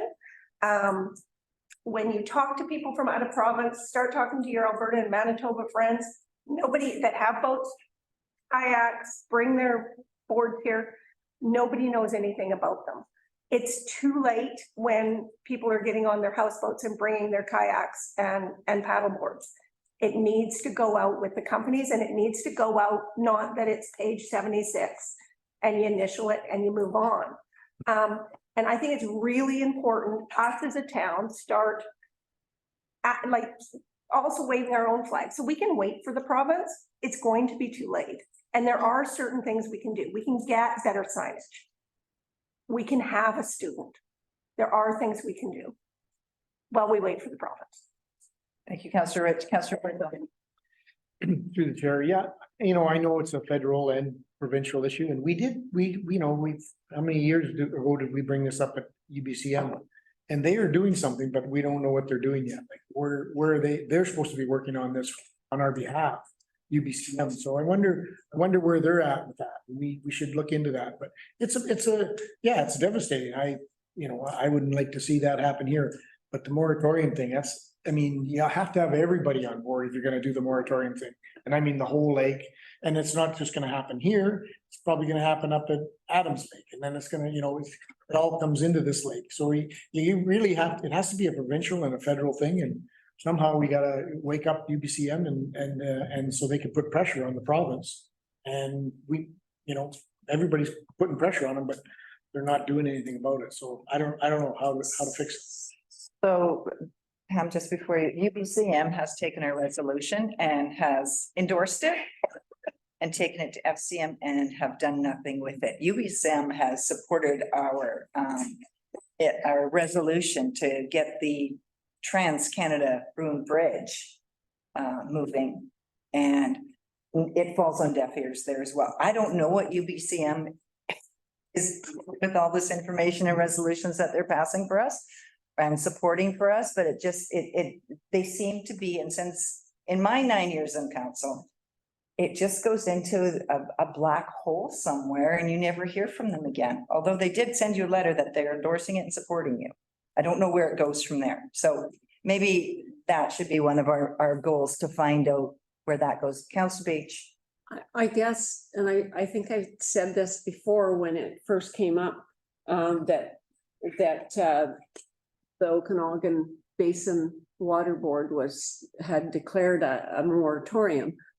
I believe that is why they did it. I think that, I agree with you. I think we'd have to get everybody around these lakes together.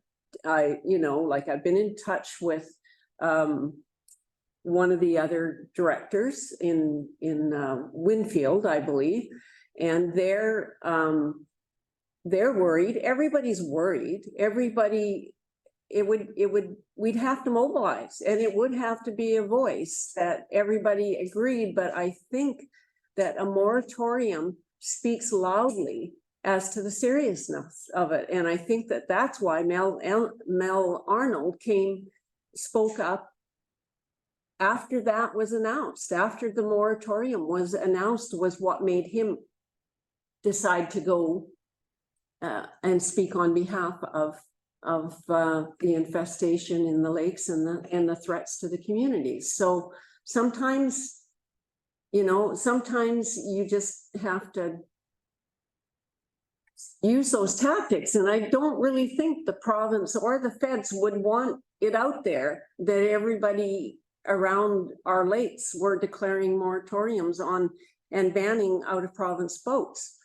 And to speak to the check stations, we do need check stations. We need dogs, because people are getting through the cleansing and they're still infested, right? So we also need canine units. Alberta's got a canine unit. We all need a dog as well. And we need to do exactly what, Siobhan is saying. We need to do a better job here, but prevention has got to be the first. It's got to be the first way to go. And I just feel like supporting the Okanagan Basin Water Board, we all should. And we should ask others around us to support them as well with that. Because what's going to happen is that everything's going to divert to our lake. Vernon has agreed in principle. The Okanagan Basin Water Board has put out the moratorium. So where are all the boaters from out of province going to come? And we can be gleeful about that because we think, oh, business. But I just think our chances of being infected, and maybe we are already, maybe we are, but I still think we need to talk about being proactive and being prepared for that. Yeah. Any other comments? Go ahead, Sarah. To the chair, just because we were talking about resolutions that have been submitted to UBCM and FCM. In June, we did receive the letter that was sent by FCM based on council's resolution that went to the Minister of Fisheries, Oceans, and the Canadian Coast Guard. And in that, it's that FCM calls on the federal government to fund and implement a nationwide program such as a watercraft inspection station and passport system to ensure owners clean, drain, and dry their vessels when transporting them between provinces and into Canada. One thing staff can do is to follow up and to see if FCM received a response on that, and further the resolution that was submitted this year by council, there will be a provincial response. The one previously submitted in 2021 was when they responded that they would be looking into pull the plug legislation, but I'm not sure where the province is with that. That's another term that I'm not fond of, pull the plug, because pull the plug is different than clean, drain and dry. So, I mean, those are two different things, but I would ask that staff follow up with the FCM resolution and see if they've got a response back for now, at the very least. Go ahead, Councillor Beach. Also in Alberta and Saskatchewan, the checkpoints are mandatory. They are stated as mandatory. Correct, and they are absent here at times, a lot of times. Yeah. So, yeah, that's Councillor Evans. Thanks. And you're saying that there's a dog at those stations? In Alberta, they have a canine unit. They have dogs that sniff the boats. Wow. And they can find stuff that no one else can find. Yeah. Me too in BC. Yeah, BC has two, Pam. We have two trained dogs in BC for muscles. That's not. Okay, I think we've talked invasive species to death. I think we're gonna get staff to follow up with the resolution to FCM. Anything else? Good, okay. We will move on. Council reports and strategic priority updates. We're almost at the end of this marathon. Okay, let's start with you, Bob. I don't have much to report. I am headed to the RL 2-day strategy session next week in Kelowna. And I'm happy to be getting the budget looked at with the rest of you for the next year. And good job, everybody. Thanks, Councillor Evans. Good job today chairing the Finance Committee meeting. Thank you. Councillor Rich. Went to Remembrance Day. It was wonderful, and thanks to the Legion for putting on such a great event. The weather was great and great turnout. Tomorrow is the Shuswap Community Grant meeting, so we're going to be giving away some money. So I love that committee. Christmas parade is December 2nd, and hope everyone can get out for that.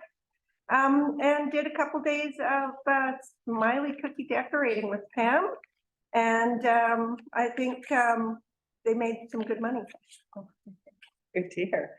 Councillor Bushel. Haven't been too busy. I guess I remember today was wonderful day at the Cenotaph, and what else have we been doing lately? No, just fielding lots of calls from developers and stuff like that. So good. Yeah. Little bit of a buzz in town. Little bit, a little worried about, just what's going on in Kelowna. They're starting to retreat down there. Anyways. It's a city. It's a big city. We're different. We're trendsetters. Yeah. Councillor Bailey. I've been taking some time off. Too many drinks? Yeah, basically. I've been taking some time off, so I don't have anything to report. Awesome. Thank you. Looking forward to having you back. Yep, I'll be back next week. Councillor Beach.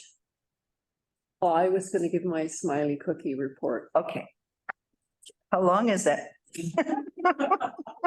Well, I want to thank all of you, first of all, that came out and supported. It turned out very well. I did have it broken out according to how many cookies per day, but you can come and talk to me afterwards. I don't want any competition going on here. We had a total of approximately, because I was given these totals, and so we decorated 2,135 cookies approximately, and I won't get the total amount from until next week, which would be an anticipated fundraising total of $1,600 approximately, which is just great. And I have to say too that at the end of the 7 days, on the Sunday, John Slosher from Saskew was working with me as a celebrity, and we met the owners of Tim's. They came through, the son and the mother, who was half of the original owner team. We spent 2 hours talking with them about partnerships in in Sycamoose. And also, of course, John represents Salmon Arm on Saskia. So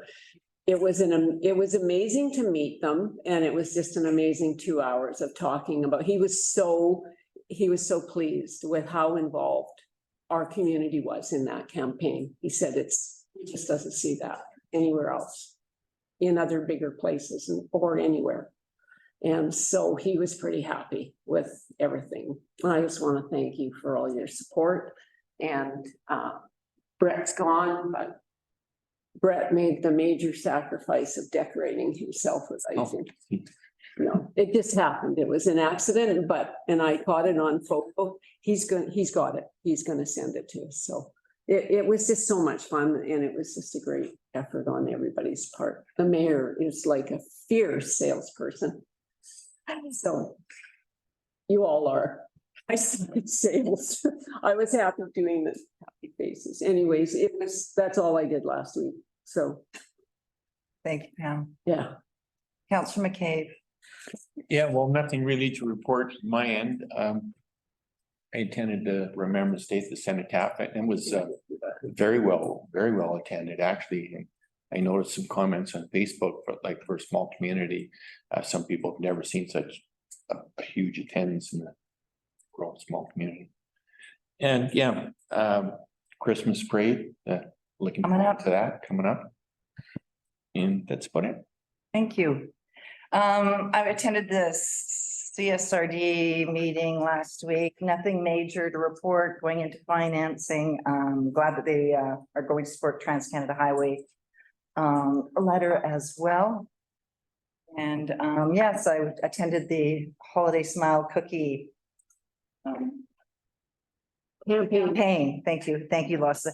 Campaign. It was a ton of fun, actually, being in the window there when people drove up, because they're not expecting you, right?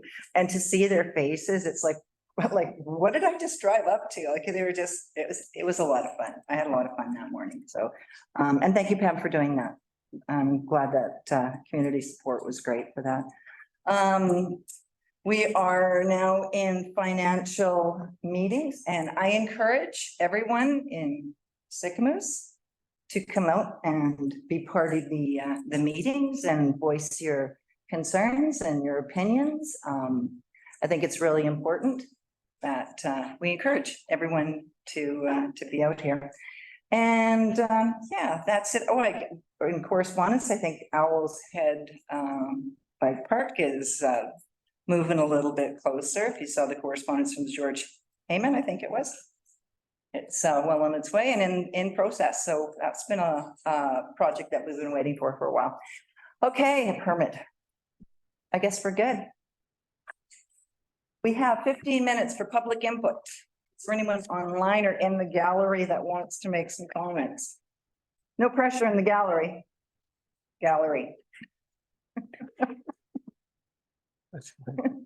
Anyone online? No one has any questions? Okay, we're going to committee of whole meeting for November the 22nd, 2023 be adjourned at 3:23. Did I get them over? Councillor McCabe, Councillor Bush, all in favor. We're done. Thank you. Bye. Back at 5.